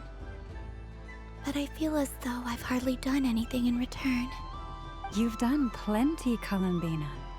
I say this in earnest, both as someone who knows your history, and also as a friend who has seen what you've been through. What about as a moon chanter? I feel proud to honor our moon goddess's wish. And I'm sure any moon chanter in history would have felt the same way. Thank you for your kind words, Lauma. But... Since you asked for my honesty, I won't lie to you. My feelings are mixed right now. Besides pride, I also feel... I suppose it's a reluctance to let go. Once you return to the moon, we will be far apart and separated by a false sky. I'm sure those of us left behind will gaze up at that sky, yearning for the moon once in a while, just as you used to do. I will miss you, Lauma. I will miss you all. I hope to stay in touch. I will try and find some way to send messages down from the moon. Perhaps you could use Kuvaki. I've heard Yehoda say that signals can be sent using long and short waves, or strong and weak lights. That sounds a little complicated. What if we forget what the signals mean? We could prepare a codebook beforehand, but... You're right. It wouldn't really suit you. Still, whatever happens, I believe that you will find your own unique way of communicating with us. And now that I think about that, my heart feels lighter. Because you trust in me? Yes. I have faith in you, and in the power of truth. In my experience, the truth tends to be difficult. But that's what makes it stand out from what is false. So I'm confident that your thoughts and your love will shine through the curtain of lies. We will know it when we see it. Thank you. Now, could you help me hang up my wish? Is this? I wish that all who dwell in this moonlit world can find a place to belong. And I wish that I shall one day see my friends again. It's 2 wishes. I hope that's not too greedy of me. Not at all. And I think you speak for us all with the second one.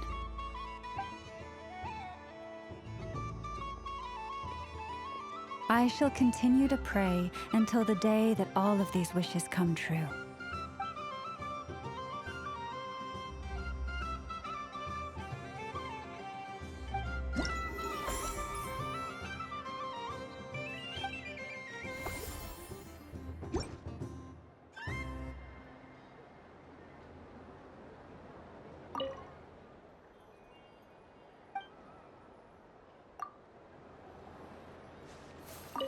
Yes.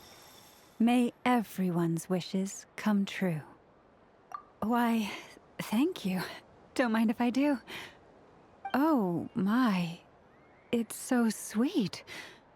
I'm so accustomed to plain, simple meals that this sweet treat is quite a shock to the senses.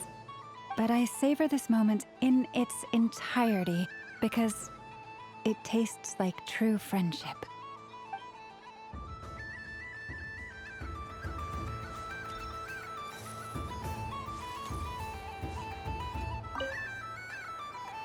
Miss Laliki! A kitten's been following you all this time. Oh, so it has. Hello there, little kitty. May the moon light your path. Did Lady Llama send you? Or was there something you needed?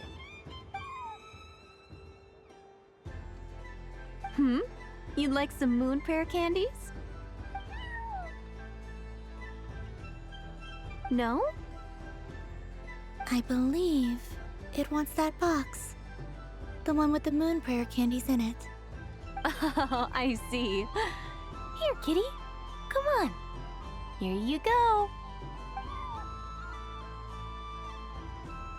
Thank you, Lady Huh. Mr. Cantor, did you see that young lady dressed as the moon goddess? When did she leave? Sorry, no, I was looking at... I was watching the... cat. I see. The resemblance was uncanny. She seemed like the true Lady Kutar, the one who guides souls.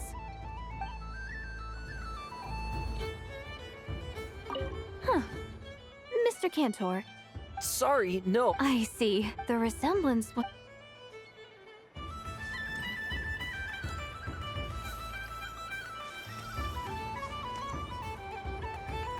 Sunny days! I prefer sunny days. Ah, well, you are as warm as the sun itself, Moon Goddess. Very well. I believe your spirit animal has to be this most adorable chic badger. Wow! Thank you, Mr. Talking Magic Lamp. Have a very happy festival, Moon Goddess. Lance? That's you, isn't it? Shh. It's our little secret, my dear traveler in Paimon. Okay, sure, but why are you here selling sugar sculptures? Everyone celebrates in their own way. After gazing into the abyss and spending time around gravestones all year, what better way to relax than to see sunny smiles on the faces of the living? Besides that, I like to think of myself as a fair judge of character. I dare say matching personalities to confection suits me rather well. That's not what Paimon was talking about. Aren't you afraid that your true identity might be exposed? Should I be? There is all manner of magic in the air this moon prayer night, thanks to the work of the great mages. I see Miss Columbina is hiding in plain sight. Why should I not do the same? Why miss this rare opportunity to enjoy a special evening in my true form? Fair enough. You got a point there. People who don't know you will probably think you're just a talking lantern. Well, now that we see eye to eye, what brings you here? Not a search for your spirit animal, I presume? Ah, well, actually... Here, see for yourself. Oh, this is... How wonderful. A beautiful idea. Yeah, we just met Barca, and he said that having everyone draw their own section was kind of boring. So, he did your bit for you. Ah, Varka. Ever the maverick. I see his artistic skills are truly one of a kind. In that case, I shall paint something on Mr. Albedo's behalf in a short while. What? Why not now? Ahem. Welcome home, Moon Goddess. Phew, that was close. Hello, Flins. She recognized you right away! What keen eyes you have, Miss Columbina. Especially considering they are shut. I did not see you. Rather, I sensed you. I can sense the fluctuations in Kuvaki all around me.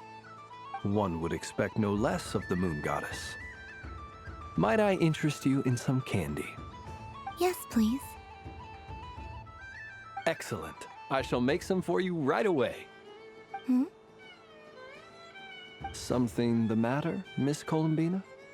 What about my spirit animal? All the other children carrying sugar sculptures are talking about it. Wait, is she taking the test seriously? Ah, my apologies. How could I neglect that? You are quite right, Miss Columbina. Every one of us has a magical creature living in their heart. Would you permit me to help you find yours? Yes, please. Do you prefer the day or the night? Night. Which of the 4 seasons is your favorite? Winter. Think of a perfect day. What is the weather like? Sunny, rainy, or perhaps cloudy? Rainy in the morning, sunny at night. What kind of answer is that? Forests, lakes, and open seas. Which do you prefer of these? I like them all. Imagine you opened your very own shop. What would you sell there? Moonlight, I think. Wow! Paimon would totally shop there. It wouldn't cost anything. You'd just need to visit. Aha! I believe I know what your spirit animal is.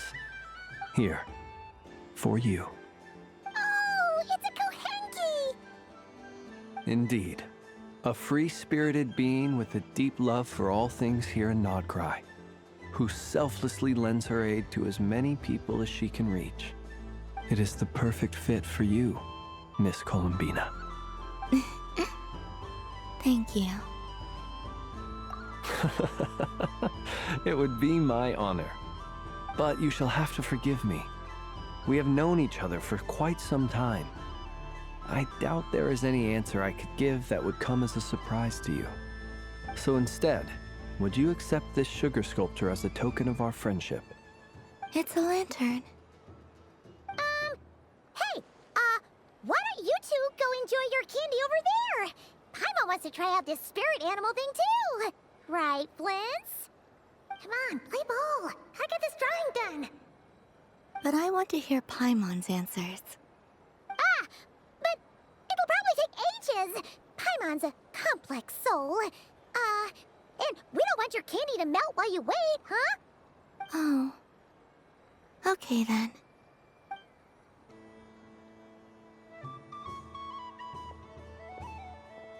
Phew. Nice excuse, Lady Paimon. That was some quick thinking. Yeah, no thanks to you. Although, help next time.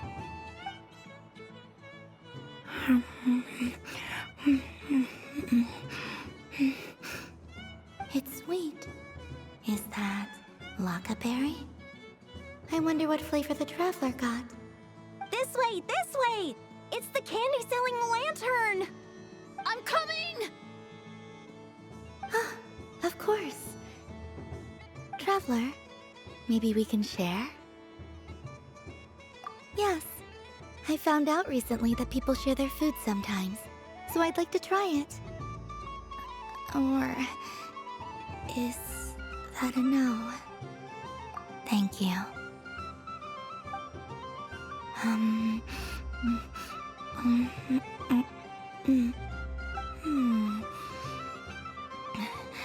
Yours is a little more sour than mine. Here, you try it. Amazing. My sugar sculpture has shrunk, yet my heart is filled with feelings of sweetness. I will remember this feeling. Sure.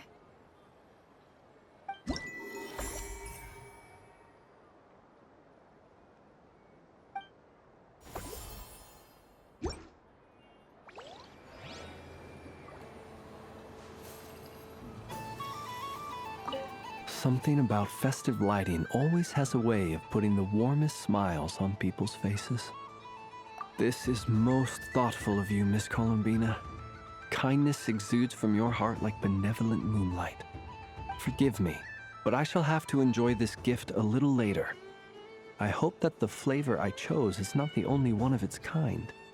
If others were denied the chance to sample such kindness as you have shown to me, it would be a great pity indeed.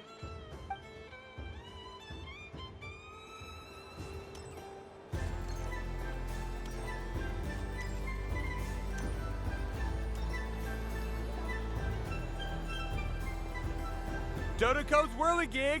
Come check out Dodoko's Whirligig! Ah, welcome home, Moon Goddess. Might I ask what this is?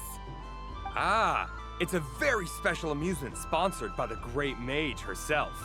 Ride on a soft and furry Dodoko and embark on an unforgettable adventure. I say that, but I'm just following a script here. Who is this mage, anyway? And what the heck is a Dodoko? I'd like to ride. No problem. But, are you by yourself? Is that not okay? Oh, no, it's fine. It's just that each Dodoko can accommodate 2 passengers. Would you like to bring a friend along? My friends... That should do it. Now, we just need to get everyone else to draw something on it too. But we gotta keep it a secret from Columbina. Traveler.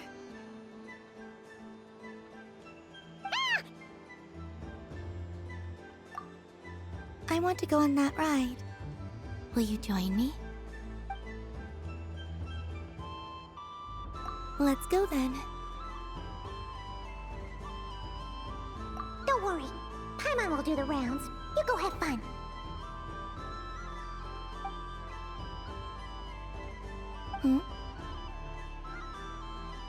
All right. I think we have to wait in line over there. Please take your seats. For safety reasons, you mustn't try to leave the ride before it comes to a complete stop. All right, you're all set. I wish you both a wonderful journey.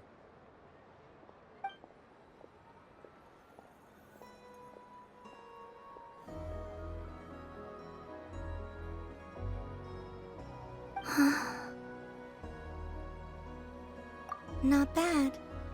It reminds me of riding a moon lane. Sometimes, the Kuhenki circle around me like this, playing their beautiful melodies. Yeah, I'm going to miss them.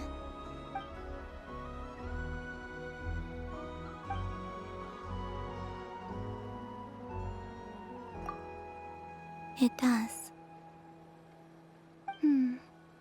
I've felt scared in the past, too.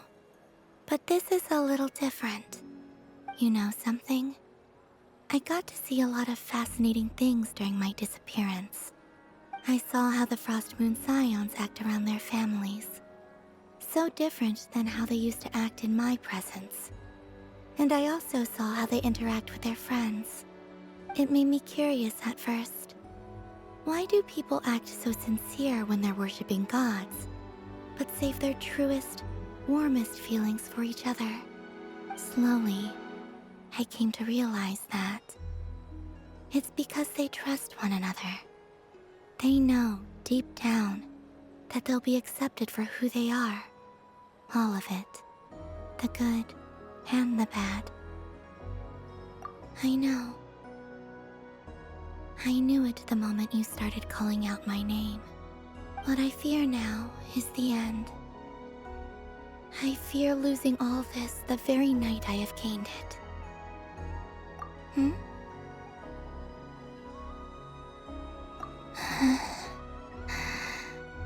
Thank you for this conversation. Thank you for listening to me. Don't worry. This fear I have, and the unknown that awaits me, they cannot hurt me. Not when I possess a treasure far greater. I just want you to remember this version of me. The real me. On this final night together. Dear passengers, Dodoko's awesome adventure has come to a close. Please leave in an orderly fashion, and we look forward to seeing you again in the future. Don't want the journey to end, huh? Don't worry, you two. There's always another adventure waiting just around the corner.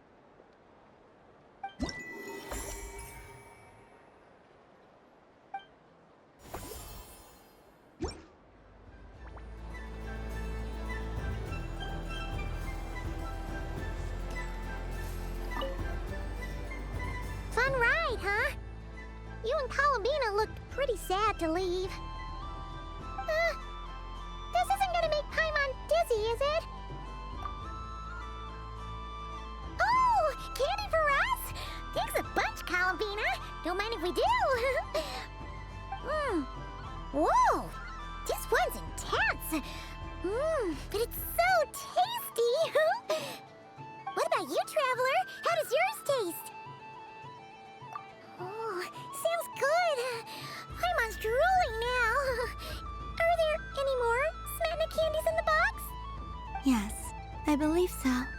Okay, gotcha. Let's see. Sure. This one, and yep, this one looks right too. Okay, that's 3.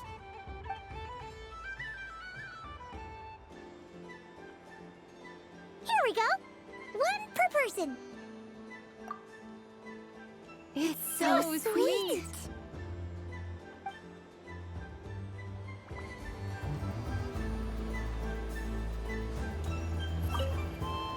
Dodoko's Whirligig. Come ride on a soft and furry Dodoko and embark on an unforgettable adventure.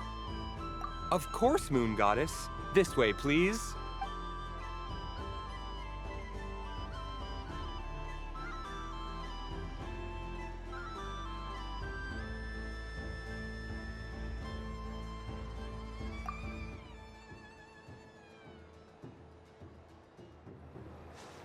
This must be the mage's stall. It feels like I've entered a fairy tale. Ah, how lovely.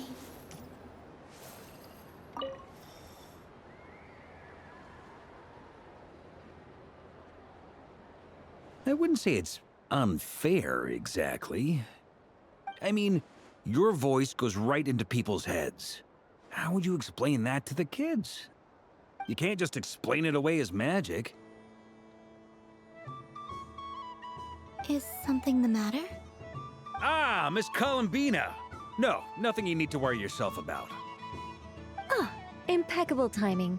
Stick around for a second, Miss Columbina. I need your input on something. This self-proclaimed Knight of Justice has yet to give me a satisfactory answer. I, for one, would like to hear your verdict on the matter. Hey, now, I left the flagship just to help you out, Miss Nicole. What's going on? So Alice and I are both using long-range remote control spells that work on similar principles, allowing us to attend this festive fair in Dodoko form. Sorry, let me backtrack a little. While similar, there are some key differences. Alice, being a great mage, wanted her Dodoko to reflect something of her own charm and mystique. So she adjusted the way its tail moves when it spins around. An entirely gratuitous move, in my opinion. I hardly see how anyone is going to notice that. If anything, I'd say that anyone who stares intently enough at a Dodoko's tail to notice such a small detail is someone we ought to be highly concerned about. I only say this to emphasize that my question has nothing to do with tails. Now that we're clear on that, why is Alice's Dodoko permitted to interact directly with the children celebrating Moon Prayer Night, while mine is not? Your voice speaks directly into people's minds. See? Exactly what I said. Miss Nicole? Ugh, I can't stand it. I know that probably makes me sound like a whiny child acting out in front of their parents. And it's a little embarrassing now that I think about it. But hey, I've said it now, I can't take it back. That would be even more embarrassing. Also, don't go reading too much into that analogy. It was off the top of my head. I'm actually an awful lot older than either of you. Miss Nicole, are you saying that you'd like someone to play the game you've prepared? I'm not so invested in that. It's just something cobbled together using items I borrowed from Alice. She probably didn't even make them herself. The point is, I want to know everyone's thoughts after they receive their prizes. But as you've said, I can't just ask. I've been biting my lip for so long, and I've had no one to vent my frustrations on. I thought this was going to be a nice, straightforward festival where I'd get the chance to guide people to treasure. Well, can I play? I can't guarantee that I'll win a prize, but... You will? I'd like to try. Then what are we waiting for? Let the game begin! It's like they forgot I was ever here. Ha!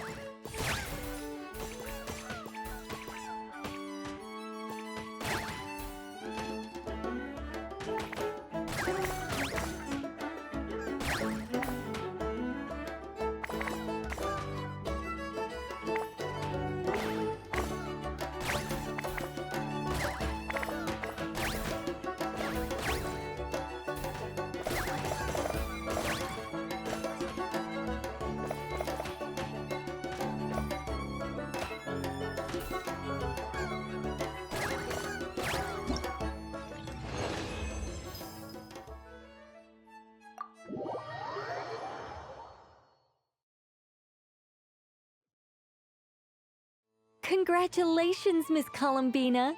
With your great wisdom, you have overcome every obstacle in your path and conquered the great challenge posed to you by fate. Fate? Well, something to that effect. If you'd prefer something more poetic, it could be the icy winds or the dawn. Anything you like, really. You could even go with the challenge posed to you by Dodoko, if that's what you're into. Anyway, you can take or leave my suggestions. Moving on. All my hopes are now resting on this. Can I open it now? Stop teasing me. Please, I'm begging you. No more talk. Just open it. Wow. What a lovely sculpture. Classic and cute at the same time. Thank you, Miss Nicole. I'll always treasure it. Ah, there we go. Music to my ears. You have my sincerest gratitude, Miss Columbina. Thank you for sharing your precious time with me and fulfilling my wish. Don't mention it. You've all done much to help me. And still, I'm the one receiving all these gifts.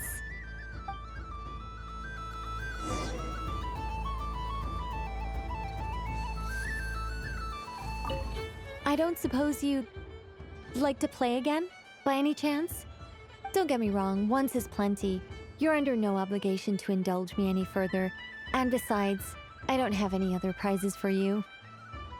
Oh, I love the color of this wrapping paper.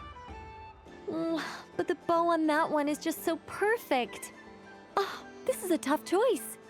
I know the wrapping paper doesn't affect the flavor, but it does set the first impression, which can influence your mood as you eat it. And actually, that does affect the flavor. I have to listen to my heart and pick the one that I can really build a bond with. It's the only way to eat candy. Oh, but look at the shape of this one. How lovely. Ah, this choice is getting harder and harder.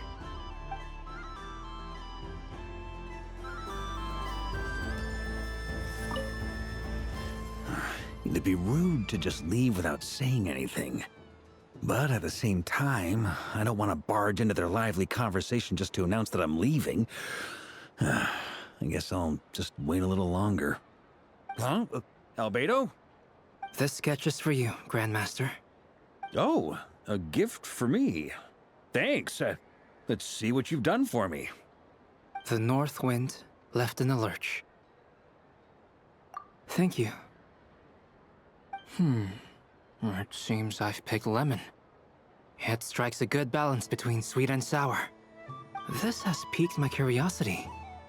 What if we were to add citrus and other spices, then enhance the flavor via caramelization? I wonder what the end product would be like. Perhaps I should take the time to try this out.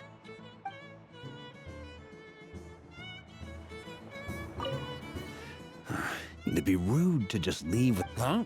Albedo? This sketch is... Oh. The North Wind left in a lurch. Ooh, I get one too? Nice, thanks. What is that? Oh, it's so familiar. Don't tell me. Oh, I got it. It's like the candy jar dropped into a vat of today's boon.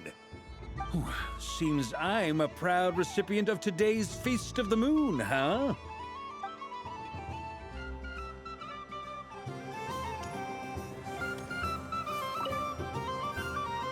A soft and furry creature that bounces and jumps. Welcome home, Moon Goddess. This one talks, too. Allow me to introduce myself. I am a Dodoco from a distant archipelago, the most mischievous of all my Dodo brothers and Dodo sisters. When the going got tough, I powered through, and when I met obstacles, I boomed them away. That sounds like a lot of fun.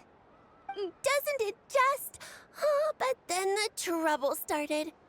Recently, I found a lovely beach, the same beautiful jelly color as my hometown, and so I dove in to have a look, only to find it overgrown with seagrass and nasty little spiky fish everywhere, looking to turn me into a Dodoco kebab. I made it back to shore by the skin of my teeth, but my tail was sorely hurt. Couldn't you just boom them away? Oh, I wanted to, believe me. But I've heard that you, Moon Goddess, can understand animal speech. The last thing I wanted was to cause a gigantic fuss and get taken to court by a school of spiky fish. I'd be driven out of these waters for good, and my winter holiday would be ruined. And so, dear Moon Goddess, I was wondering if you might lend me your allegiance.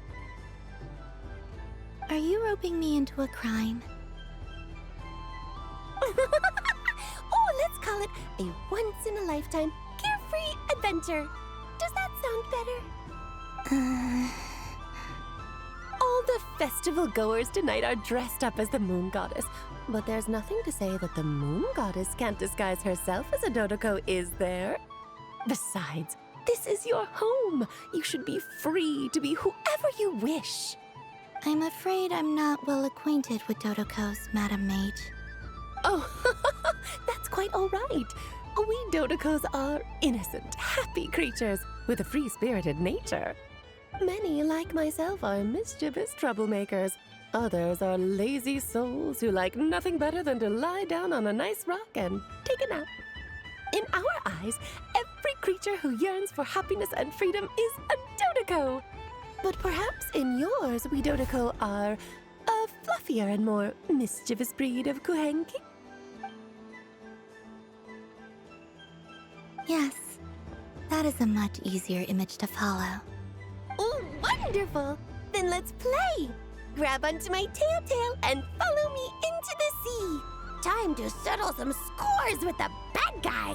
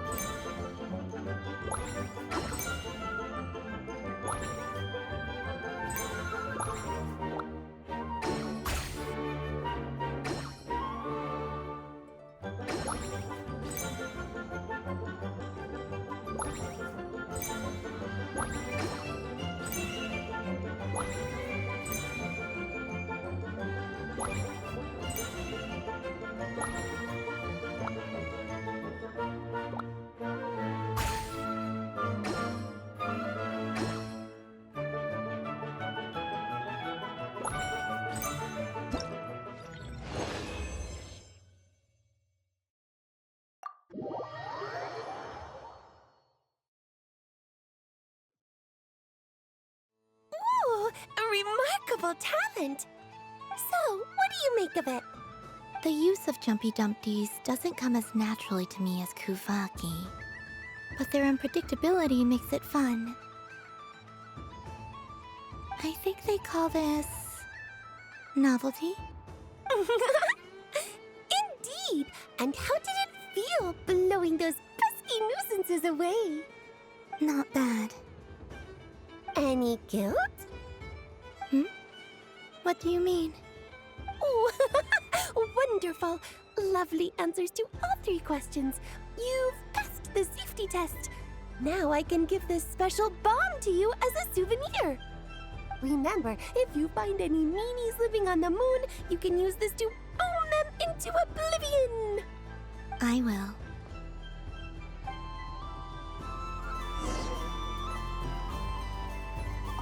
Up for another round of fish blast? Of bye-bye, bad fishies! Oh, bless my fluffy tail! Dodoko has never seen candy shaped quite like this before. Why, it shines like a lovely crystal. Let the feasting begin! Oh, sweet as a tomato bathed in sunlight. Thank you very much.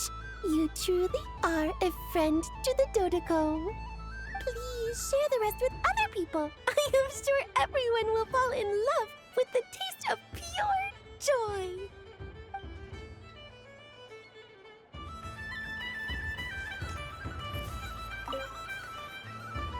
Welcome home, Moon Goddess. Oh, you're the genuine article. Alice was right. This moon prayer night was worth watching after all. Another one that talks. Greetings. Pleased to make your acquaintance. I am the Hexen's Urkel member they call B. Barbeloth, Trismegistus. Columbina Hyposelenia. Pleased to meet you too. Hyposelenia. A fine name indeed. Now then, Miss Columbina, do you wish to hear a mage's divination? Divination? The Frost Moon Scions used to ask me what would happen in the future. Is this like that? From the perspective of the one seeking answers, perhaps. As you look to your journey ahead, if you seek to understand the unknown, resolve your doubts, and soothe the confusion in your heart, divination could be for you. The unknowns on my journey. Of course, if one wishes to peer into fate, then hydromancy is the more precise option. But that is a complex affair, and to relegate that majestic art to the status of a festive amusement would seem somewhat uncouth. Besides, it is sometimes better to not know fate with great certainty. Hence, I shall use the suitably festive Luna Arcana to tell your fortune instead. It is more popular with the youth in any case. Lunar Arcana. Indeed. Unlike hydromancy, this will only display possibilities and trends. People like to think of themselves as creatures of agency and free will. Peering too far and too clearly into the future is detrimental to both body and soul. I'd like to give it a try. Of course you may. Come then, take a seat, Miss Columbina. Before we begin, are there any specific questions you would like to ask? Let's stick to general possibilities and trends, like you suggested. Ah, very well. Then I shall use the basic Lunar Arcana deck. Now, try to relax. Cast your mind upon the things you have experienced and the things you are soon to experience. I will shuffle the deck. Would you like to cut the cards yourself? You do it. No problem. Now then, to make things easier for the seeker, that is to say, you, I shall decipher the cards from your perspective.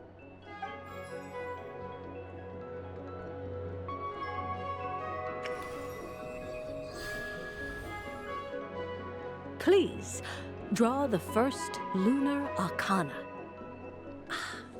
This represents destiny and is the foundation for the divination as a whole. Now, draw your second card. This will stand for the past, the sum of all your experiences that have come before. And now the third Arcana. This is the present, your interpretation of the current moment. Finally, the last card. This shall speak of the future, which... Oh. Kuvaki Pulse? Fascinating. I've never encountered this before in my role as a diviner. Something has exerted an influence upon this card, causing it to leave its designated position. What do you make of this, Miss Columbina? Perhaps this is the guiding hand of fate in action. Of course, if you wish, you can choose to deny the validity of this card and draw the future for yourself. No, it's fine. Let's go with this one. A bold decision. I must say I'm looking forward to the results. Well then, let us flip the Lunar Arcana in sequence and see what emerges. Sure.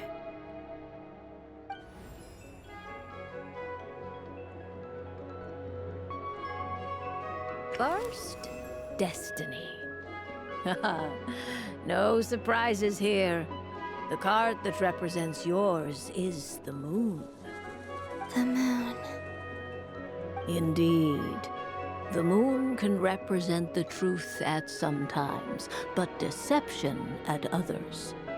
False peace, destructive calamity, and the world-changing power that lies within. When the moon is placed on the destiny tile, it indicates that your destiny is not what it may appear on the surface. Instead, it may yet have a hidden side. It symbolizes a journey through the fog, fraught with uncertainty and deception, where one must face inner challenges head-on. I don't understand. Patience, my dear.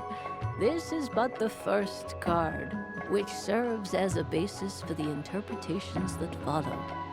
Our divination will only grow clearer from here on out. Now then, flip the second card, the one that speaks for the past. The Hermit, but inverted. Inverted? Yes. The Hermit symbolizes solitude, introspection, and the pursuit of truth.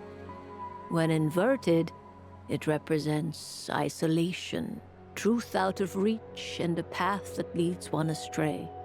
Combined with the moon as one's destiny, the Hermit inverted represents a choice you made to stand alone in the past.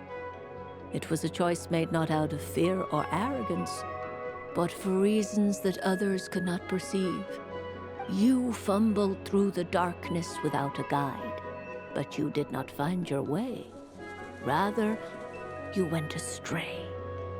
More than once, it would seem. Is this about how I became Kutar despite not wishing to become a god? And how I joined the Fatui because I yearned for a place to belong? I suspect only you know the answer to this question. All is not lost. The past is in the past, and so it shall remain. Shall we look into the present now? Oh my. The Lovers. One of the most interesting Luna Arcana. What does this one mean?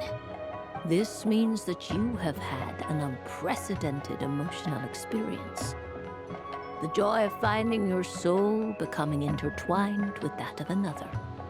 A precious and wonderful thing indeed. It's true. I've made a lot of friends recently, and they are very good to me. I like them a lot. That sounds lovely. I am most delighted for you. The Lovers can also represent important decisions, perhaps related to a parting of ways. Now, if I were to guess... Yes. My return to the moon. I understand. Parting with friends is never easy, Columbina. But rest assured, this is not the end of your journey. There is always another story waiting to be told.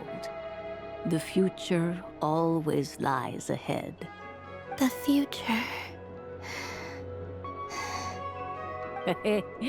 Well now, it's finally time to flip this most mysterious of cards. Why did it appear? And what does it wish to tell you? I'm ready. Very well. Flip this card and see what lies on the other side. Oh. Miss Barbalos? What is it? This card is death. That doesn't sound very good. It depends on how we interpret it. It is true that it can represent an agonizing death, a complete and utter end, but at the same time, it can also represent rebirth. Do not forget that your destiny card is the moon. That lends your future many different potential meanings. If death spells the end, is it unavoidable? As I have said, divination can only display general trends. It is a rough guide, but it does not show predetermined outcomes. Allow me to summarize it for you. In the past, you may have lost your way, but now you have gained new connections and new strength. You now face an important decision, one that may bring about a great change in what is yet to be. This change might, in turn, be the end of all things, or their beginning. But remember, everything is subject to change because of the moon present in your destiny. You must see the truth clearly and face your innermost thoughts. The truth. My innermost thoughts. Thank you, Miss Barbaloth. Don't mention it. Some people dislike divinations, for fear of glimpsing an ending to their story that they wish was not so. But I can see that you're different. The result of this divination will not sway your decision. This is a rare quality, and one that diviners always hope to see in the seeker. We are here merely to guide, not to exert undue influence. I understand. Go then and illuminate your future, Miss Columbina. The moonlight that shines from you now is most captivating.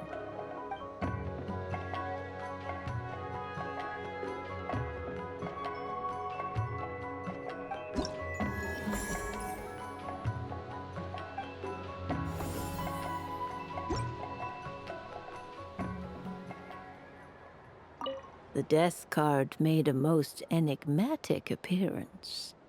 The moon for which Miss Columbina is bound, I fear. Fretting is of no avail. I will have a chat with Alice about it sometime. Ah, you're such a polite child, Miss Columbina. But we elders have already partaken of our fair share of stories in this world. Enjoying candy, keeping up with the hip and groovy trends of the day. Oh, these things should be left to youngsters like you. I hope you don't misunderstand me. I do not intend to lecture you or reject your kindness. It is simply that the mere sight of this candy is starting to give me a toothache.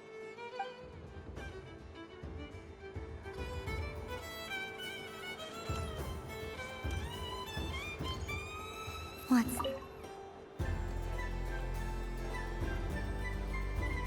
Come on, Citrus. One more round. Just one more.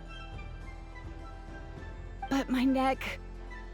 oof. It's acting up again. You should take a break. Health comes first. Yeah, don't push yourself. We'll find someone else. Hey, don't look at me. I'm the referee. What are we gonna do then? Do you need any help? Yes, we do. We need one more player for our game. All right. Could you teach me how to play? It's really simple. You just throw the dice and move by that number of tiles. First one to reach the finish line wins. Rolling a hamster means you move one tile. A paper frog is 2 tiles, and a flying squirrel is 3 tiles. 'Cause they go the fastest. Okay, I get it. So, we're all set? In that case, please take your places and let the game begin!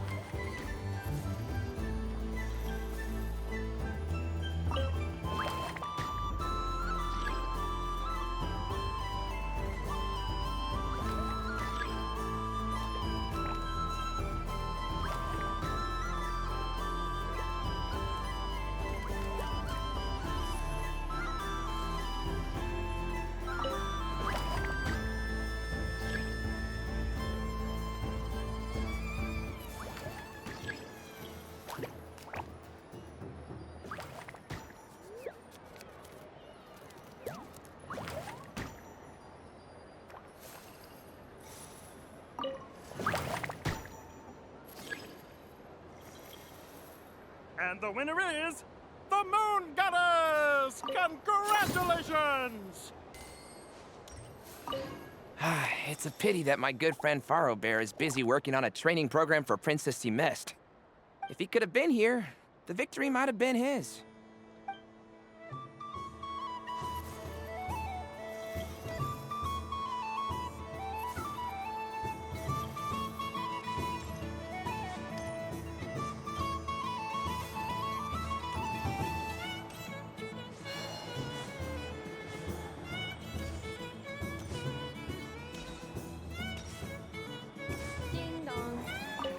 Aino is throwing a tantrum again. I believe it will take 3 crumb-kakes to constitute a suitable peace offering. Scanning candy composition and ingredient ratios. Selection confirmed. I would like the crumb-kake flavor. Flavor profile simulates real crumb-kakes with 27% accuracy. This is a non-viable substitute for Aino's afternoon snack. One moment, please. Done. Please sample this freshly baked crumb-kake, Miss Columbina. Ding dong. The next robot show will start in 5 minutes.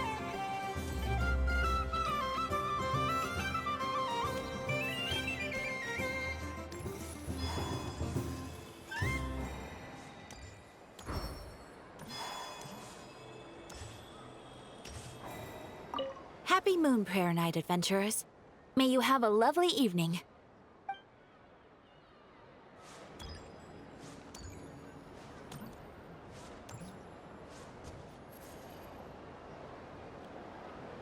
But I was aiming right at it!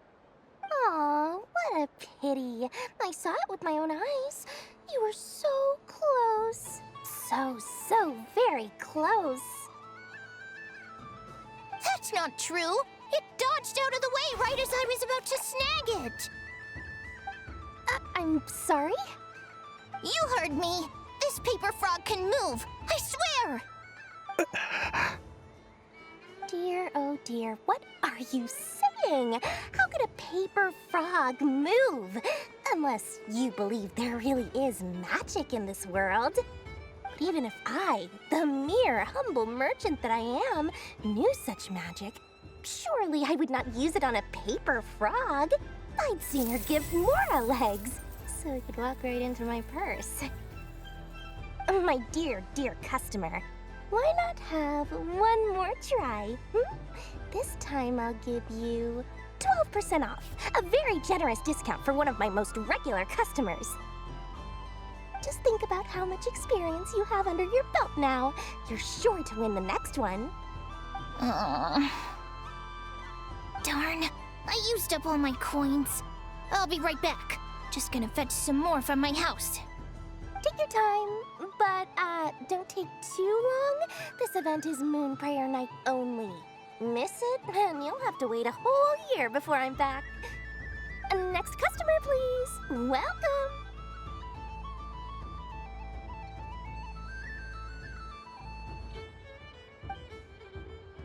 Hello.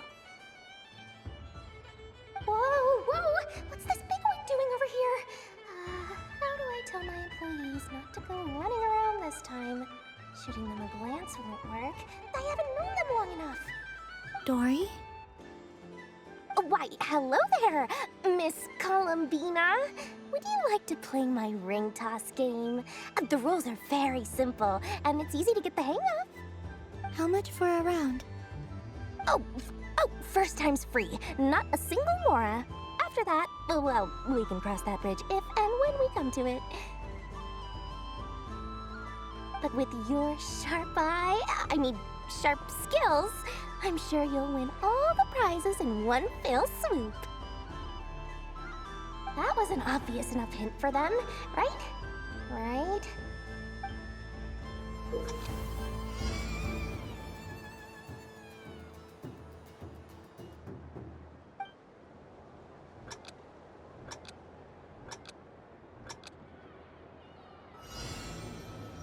Here comes the ring! Oh, peanuts.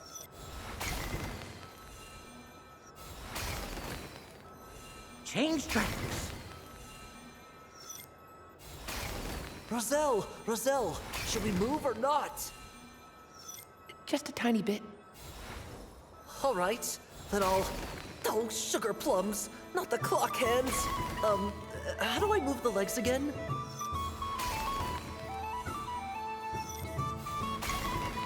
Stop it! Stop it! Stop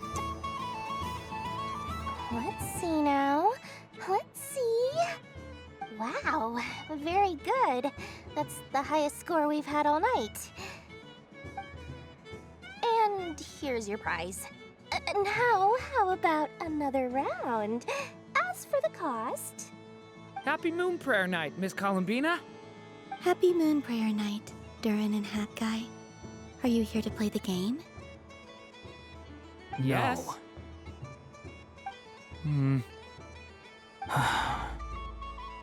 You said we were just coming here to say hello. I did, but then I recognized a few more people as I got closer. Do my eyes deceive me? Is that... It's our little dragon! He's all grown up! Someone's popular. Well now, since you came all this way, why don't you try out this lovely game we have going? First try is free! He'll have a go. I'll pass. It's only one free try per customer. You can't give your try to him. I'm aware. How has Elder Almond been lately? He's in great shape. He goes for a run in the forest every morning to stay fit and healthy. He tried to go boat racing with Firecracker a while back, but he couldn't even make it onto the Lotus Leaf. Firecracker was in fits of laughter. How about you, little dragon? Can you still fly? Yes, I can. But you've become less chatty. Has growing up been tough on you? We call that maturity. You know, the thing people sing about. The knight wields a sword of stone to defend those hearts that are made of gold. Stone is very heavy. That's what keeps him from talking too much. That's awesome! I want to be a knight when I grow up too.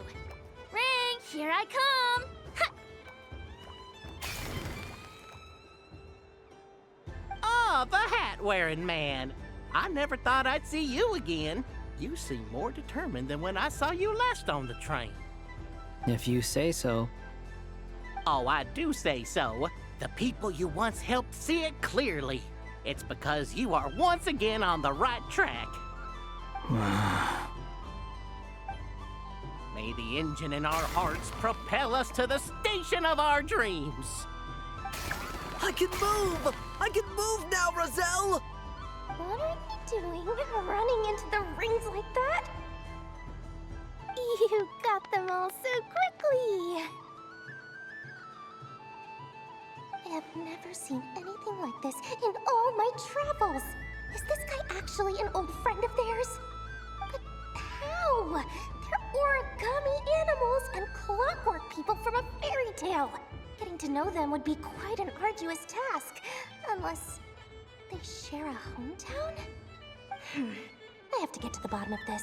Next time I see the Great Mage Alice, I shall demand answers. Thank you, Dory. I had a lot of fun. So, now for your prize. Where did I put it? Give me a moment to dig it out. Oh, sweet grand prize. How I wish I didn't have to let you go. Good thing I've already turned a profit from the customers earlier in the night. Otherwise, I'd have wasted all my hard work. Okay, I'm back. What? I leave for 2 seconds and someone's already claimed the grand prize? Oh, well, these things happen, you know? Perhaps you'd be interested in one of the other prizes instead. We've got all kinds of wonderful goodies here. Is this the thing you wanted? Here, you can have it. Huh? But... Don't worry about it. It will be happier with you. Oh, thanks so much, miss. Moon Goddess. Oh, goodness gracious, Columbina. Give me strength! How am I supposed to make any more money from this child at this rate? Daddy, look! That's the game I was telling you about! Forget it. She is the moon goddess after all. I'll think of some other way to swing this. Maybe I can try to hook this new kid. Huh? Oh, someone already won the grand prize. You can take mine if you want. What? Why? Why are all these bleeding hearts coming here to ruin my business? Happy Moon Prayer Night, everyone. Happy Moon Prayer Night.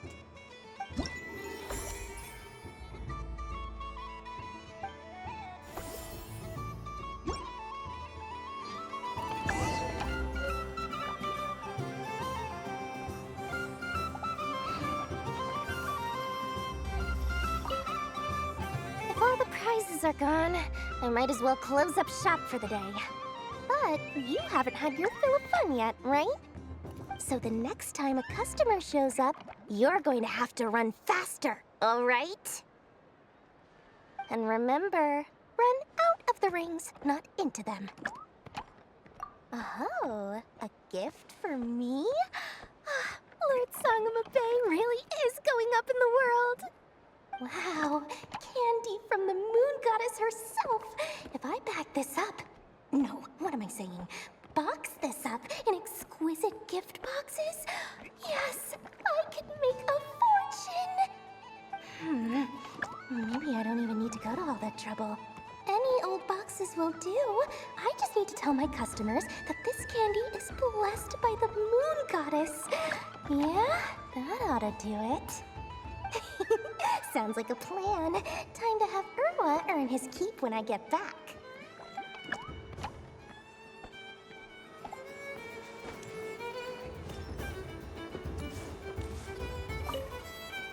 Done being a do-gooder yet? Thanks for coming here with me, Hat Guy. Are there any games you'd like to play? It's your turn to pick. I'll come with you. Why does that hamster think you've grown up? You haven't changed at all. I know you don't mean that. You're just taking the opportunity to make fun of me, aren't you? Even if you won't admit that taking some time to compose yourself is important, I can see that you're doing it in practice. Otherwise, you'd have taken off your hat and flown away by now. Looks like Albedo's socialization program has been far more useful to you than all those Vahumana textbooks. A moon prayer candy for me? Thank you. It smells like baked apples and butter. Reminds me of Good Hunter, a restaurant in Mondstadt. I always have to resist the temptation to go there unless I'm ordering food. I understand your homesickness, Miss Columbina. I have a double dose of it, because both Simulanka and Mondstadt are my home.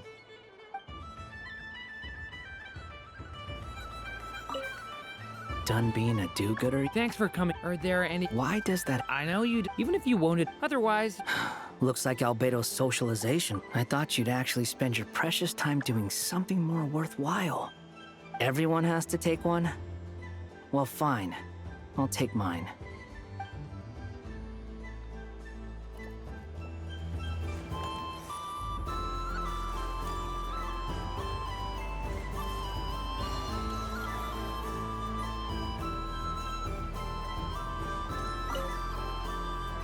Traveler. Hey there, Columbina!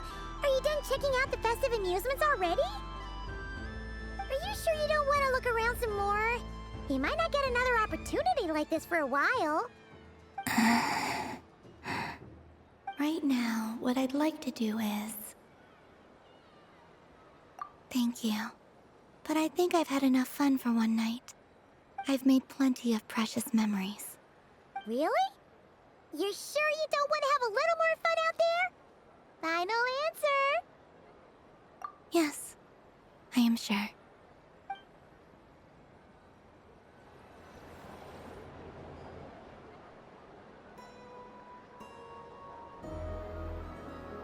This was the most fun I've ever had on a moon prayer night. Everywhere I went, People were saying, "Welcome home," and there were friends at every turn. I only wish it could last longer than one night. Oh. Yes, you're right. The moon prayer blossoms. Ooh, look! Look! Moon Prayer Night has come.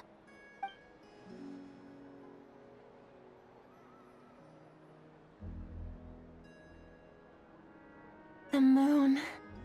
It's so beautiful. Happy Moon Prayer Night, dear. Happy Moon Prayer Night.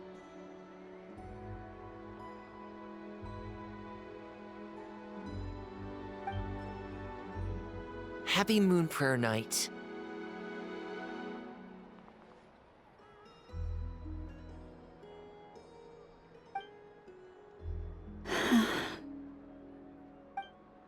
Aww.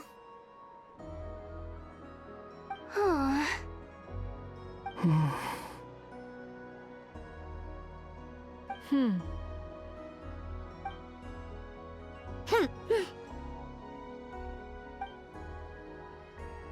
Time flies when you're having fun.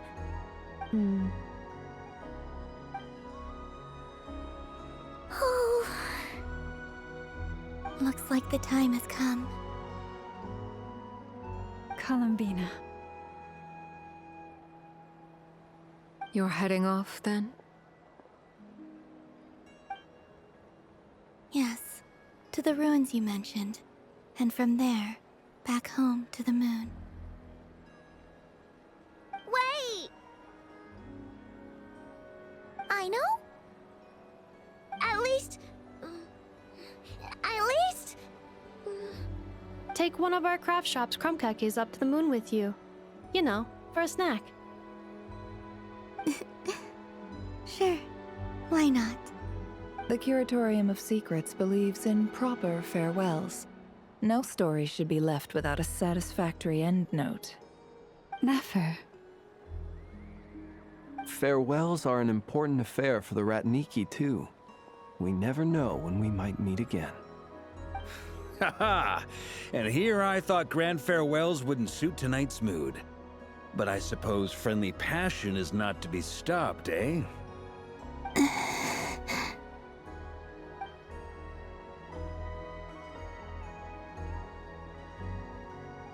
We made a little something for you, Columbina. Ta-da! What is it? A Moon Prayer Night greeting card with drawings by all of your friends. You did mention that you'd like a portrait done, so I took the liberty of creating one for you. I, meanwhile, did the portrait of Mr. Albedo. And Mr. Varka did the same for me. I mean, I think my work was pretty true to life, don't you think? The picture of Ashru was my doing. The two of you seem to get along rather well. Wait, was I the only one who did a full-body picture? That's so embarrassing. I did pictures of me and Anefa. I did my own portrait and one for Hat Guy. Plus, there's the two mages, Arlecchino and Sandrone. So, if you ever miss us, just flip the card open and we'll all be right there with you. I don't know what to say. Thank you so much, everyone. This whole Moon Prayer Night was more than I could have ever asked for. It is the greatest gift I have ever received. Lauma, I figured it out. Figured what out? Remember how the Frost Moon Scions used to use milk as invisible ink to write hidden messages? That was a very long time ago. Oh, are you saying? Yes. When I miss you all, I shall use Moonlight in the same way, to write words that only you can see upon the moon itself. Wow, that sounds lovely. Quite. But how will we see them? Simply open your windows on nights when the moon shines bright, and the moonlight will naturally flow towards the words I have written. That sounds most fitting indeed. Very true to form. I'll try to write them in places that won't disturb your sleep. I, for one, would sleep all the better for having read one of your messages before settling down for the night. Exactly! So don't worry about disturbing anyone's sleep. Just promise you'll write to let us know you're okay, alright? Alright. I promise.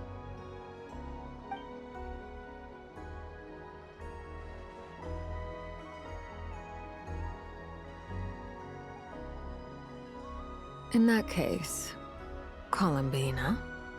I'm ready. Very well. Let's go.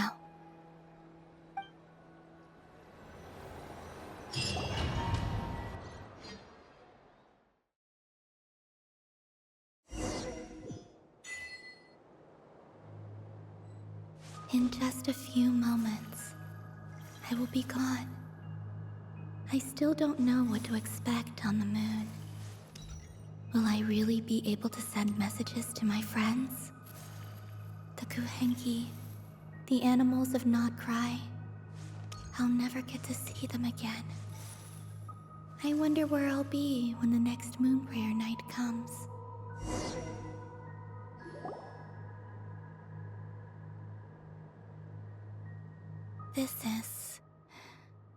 This is where the people of Hyperborea used to communicate with the moons.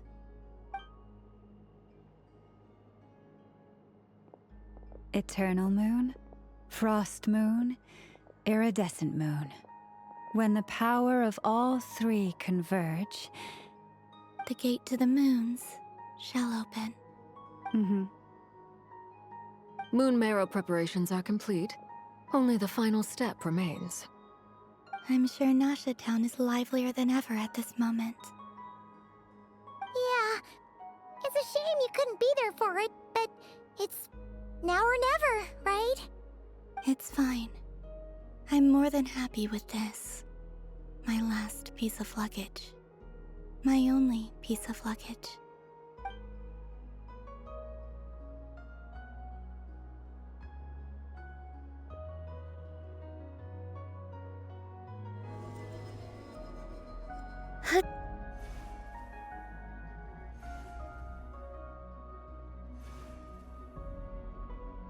I can already feel the moon calling to me.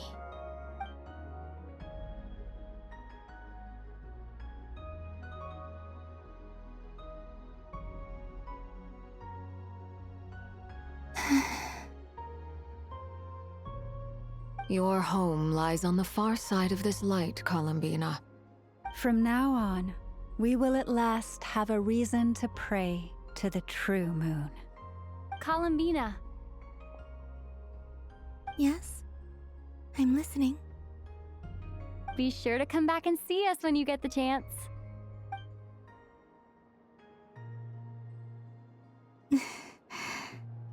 Of course.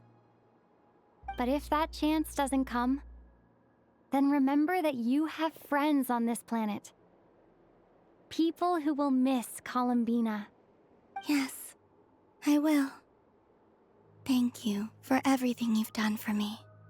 And remember, come night or day, the moonlight shall always connect us.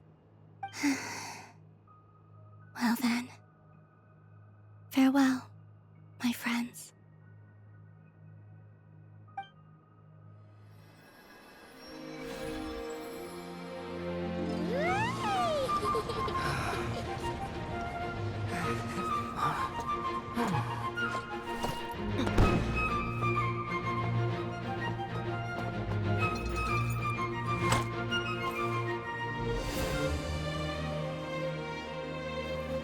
Thank you. This was my happiest night in Tevat. Farewell, Columbina.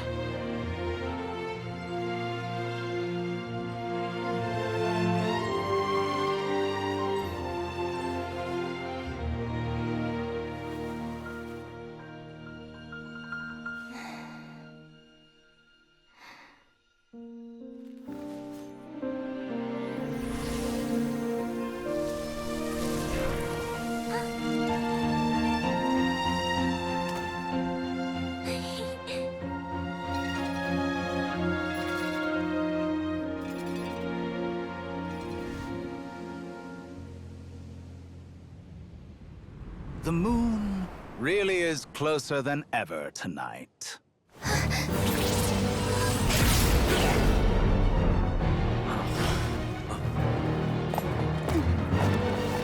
Columbina. All 3 moons in one place. Time for one final experiment. Reason, life, death, time, and space. They all believed I would fail.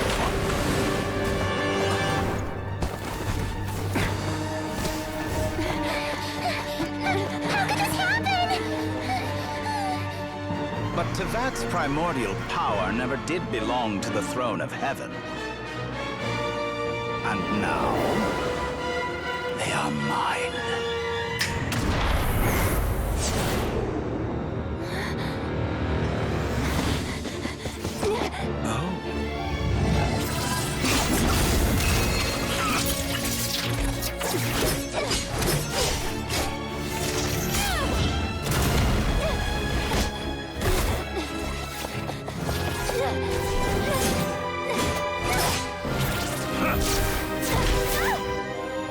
No, as long as I'm here. The Doctor is free to wield the 3 moons' power.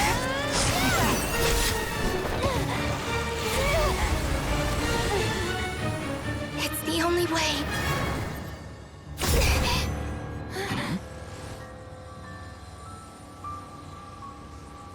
I guess I won't be going home today.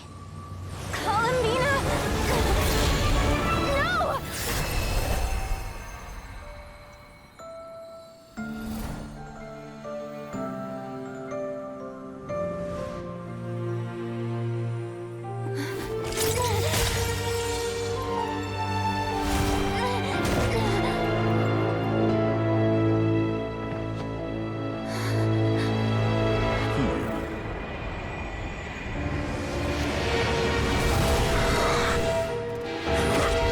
Stubborn world, do not try to control me!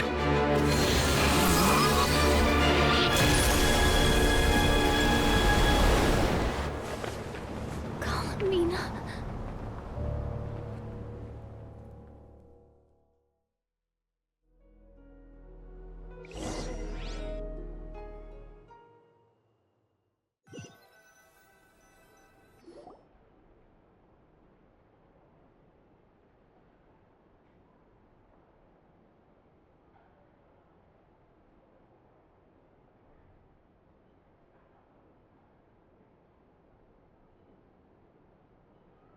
Are you all right? Do your wounds still hurt? I had someone prepare a little medicine that could prove effective. Take it if you need to. In that case, let me relate the contents of the call we made to Alice after the incident occurred. That Dottore is a crafty one. He distracted the Hexenzirkel by creating a huge fuss at Tevat's borders. I'd assumed that the cause was an abyssal intrusion from the outside world, which in fairness is a rather common occurrence. But after learning that you managed to influence the phantoms in Nod-Krai, I realized that perhaps this interference could have come from within Tevat instead. But we weren't able to change their fates. True, you couldn't change how their stories ended, but you did build some variables around yourself. Variables? Yes. Things you heard that you could not otherwise have learned. Ideas that would otherwise have never crossed your mind. All these things are variables. Of course, most variables usually pale into insignificance with the myriad of possibilities floating around. But the moment you start treating them as building blocks and intentionally stacking them, that changes things. That's what Dottore did, and it's how he created the necessary conditions so that when you activated the portal tonight, it played right into his plan. However, we have no way of knowing exactly what he did. Yeah, we also need to ascertain Columbina's status. And that about sums it up. As I suspected, Dottore has disappeared completely. If it's any consolation, he wasn't able to control Columbina as he might have wished to.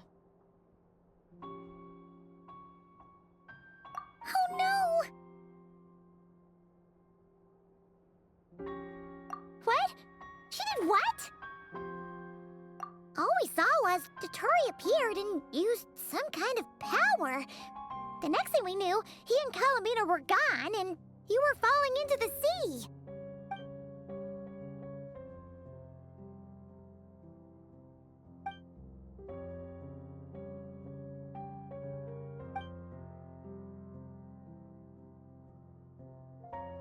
So, Columbina intentionally opened the Moon Gate and escaped into the same mysterious world as Rerir and Thalindus. Sounds like bad news.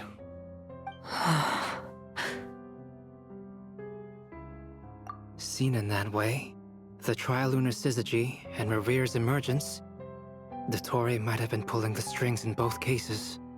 According to Miss Alice, he is attempting to transcend his destiny and finish an experiment that only a god might complete. An utter lunatic. Wait a sec, where's Hat Guy? Seems like he'd want to be here for this. He took off with the Dodo communication device after we spoke to Alice. He said he had a hunch that he wanted to investigate by himself. The look on his face was terrifying. I've never seen him like that before.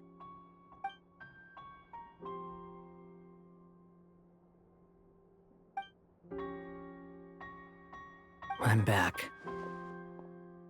Hat Guy! I went to look for the Hyperborean phantoms again. I think I've gotten to the bottom of it. I got them to talk to Nicole on the other end of the communications line. Turns out, the history they describe is different from how Nicole remembers it. Really? But how? Surely Nicole can't have been wrong. Because the phantoms are the ones who are deceived. They speak of a savior who appeared in their history. One who never should have existed. This savior promised to create a new moon within the false sky, and even bring back their moon goddesses. Foolishly, they believed in him, and told him everything he wanted to know about the moons. It's obvious that this was Dottore's doing. Now you mention it, the first time we entered the Hyperborean ruins, we heard the phantoms discussing their history, and I remember Nicole commenting that something sounded a little strange. But Dottore shouldn't have been able to get in there in the first place! He didn't. Nicole said that this was an anomalous state triggered by disruptions in the causal connections between phantoms from the same era. The variables that Dottore put in place were substantial enough that they even affected phantoms that he never met. So it's not that their memories were unclear. They'd been tampered with. That's exactly the possibility Dottore was trying to manufacture. He turned these variables into knowledge and engineered the situation so all that knowledge would fall into his hands. Then, he harnessed that knowledge on Moon Prayer Night to truly create a false moon. How is that even possible? To be precise, he exploited a weakness in the way the spell works.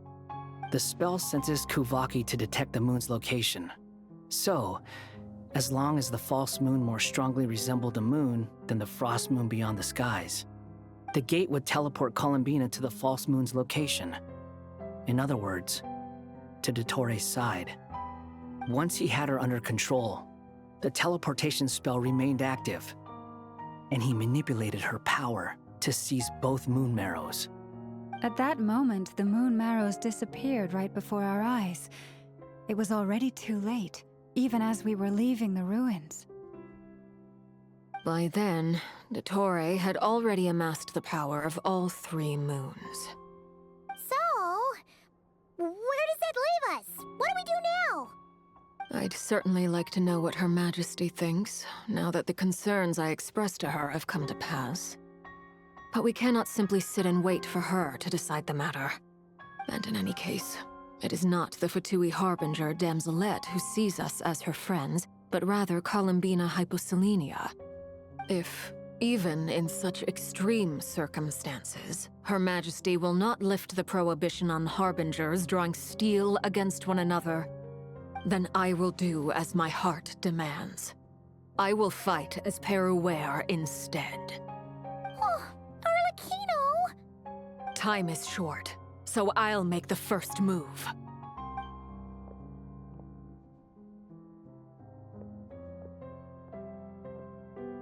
Whew. Even Arlecchino seems to be losing her cool now.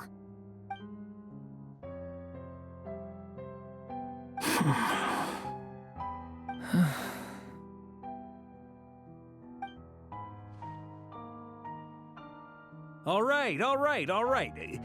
Lose those dejected looks for a moment and let me get a word in. It looks bad, I won't lie. Very bad, in fact. So Dotori's pulled some real dirty tricks to gain the upper hand. For now. And yeah, it's to the point where even the mages say that his variables have affected destiny. I'm not so sure, though. Many have told me that Tevat's destiny is fixed, and that does appear to be the case. Well, what makes Dotori so sure he'll be the exception?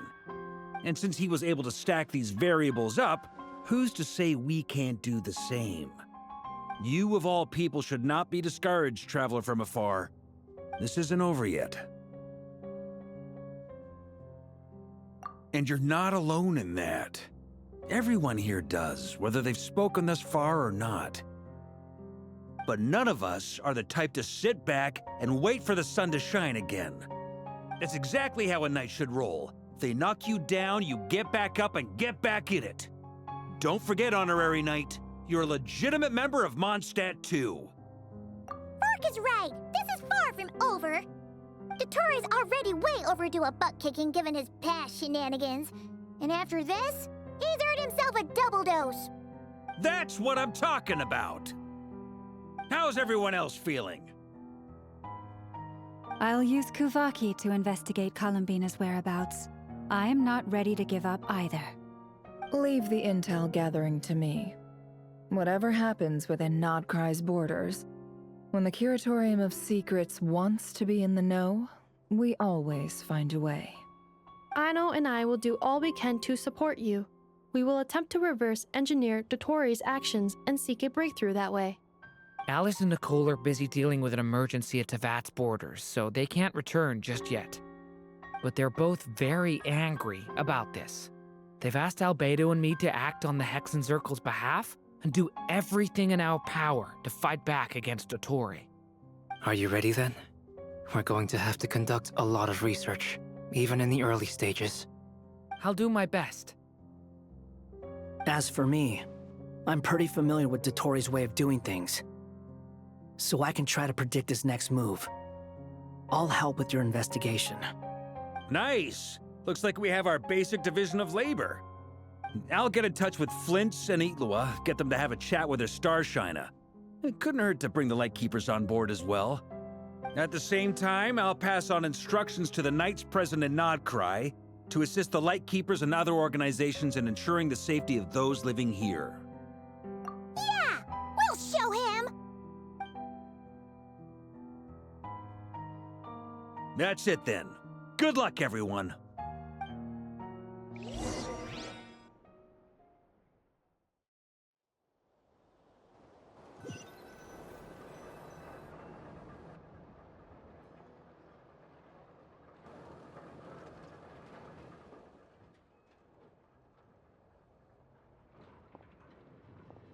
I never thought that Columbina would become my real name. It went from being a Fatui code name to something my friends call me. And remember, come night or day, the moonlight shall always connect us.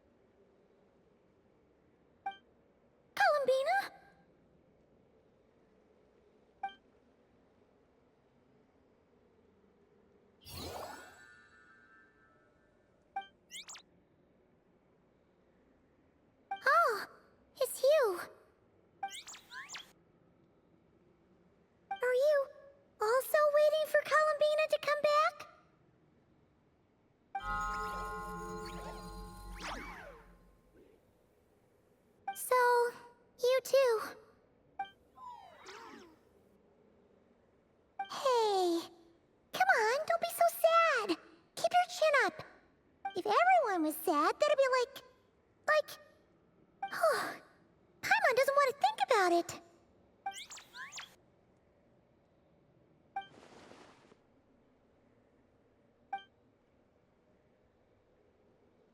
I haven't given up yet. Columbina, all of her friends, none of them would ever just give up like this. Give us a little more time. I can't promise anything, but I'll do everything I can.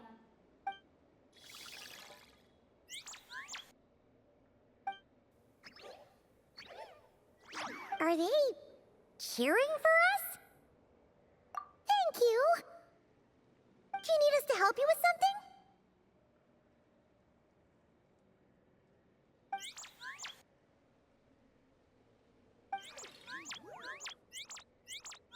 This Koenki. Paimon thinks she looks a little flustered. Why don't you play something? If they hear a familiar melody, maybe they'll calm down a little bit.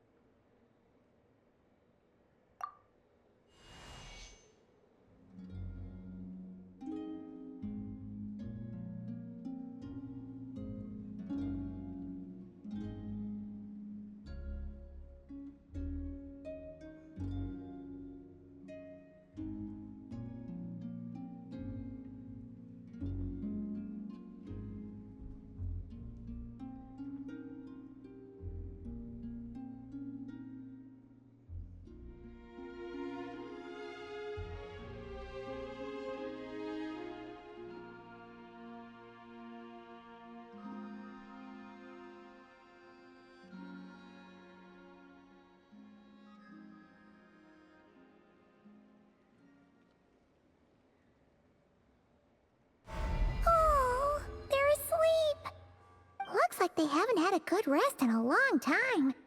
Shh, let's leave.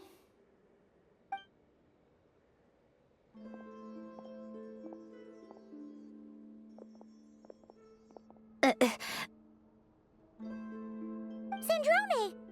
What are you doing here? What? Am I not allowed to take walks now? Thought as much. No such thing as a free miracle, you know. Hey, which way are you headed? Paimon means we don't see much of each other. Maybe we could join you for a bit. Let's not.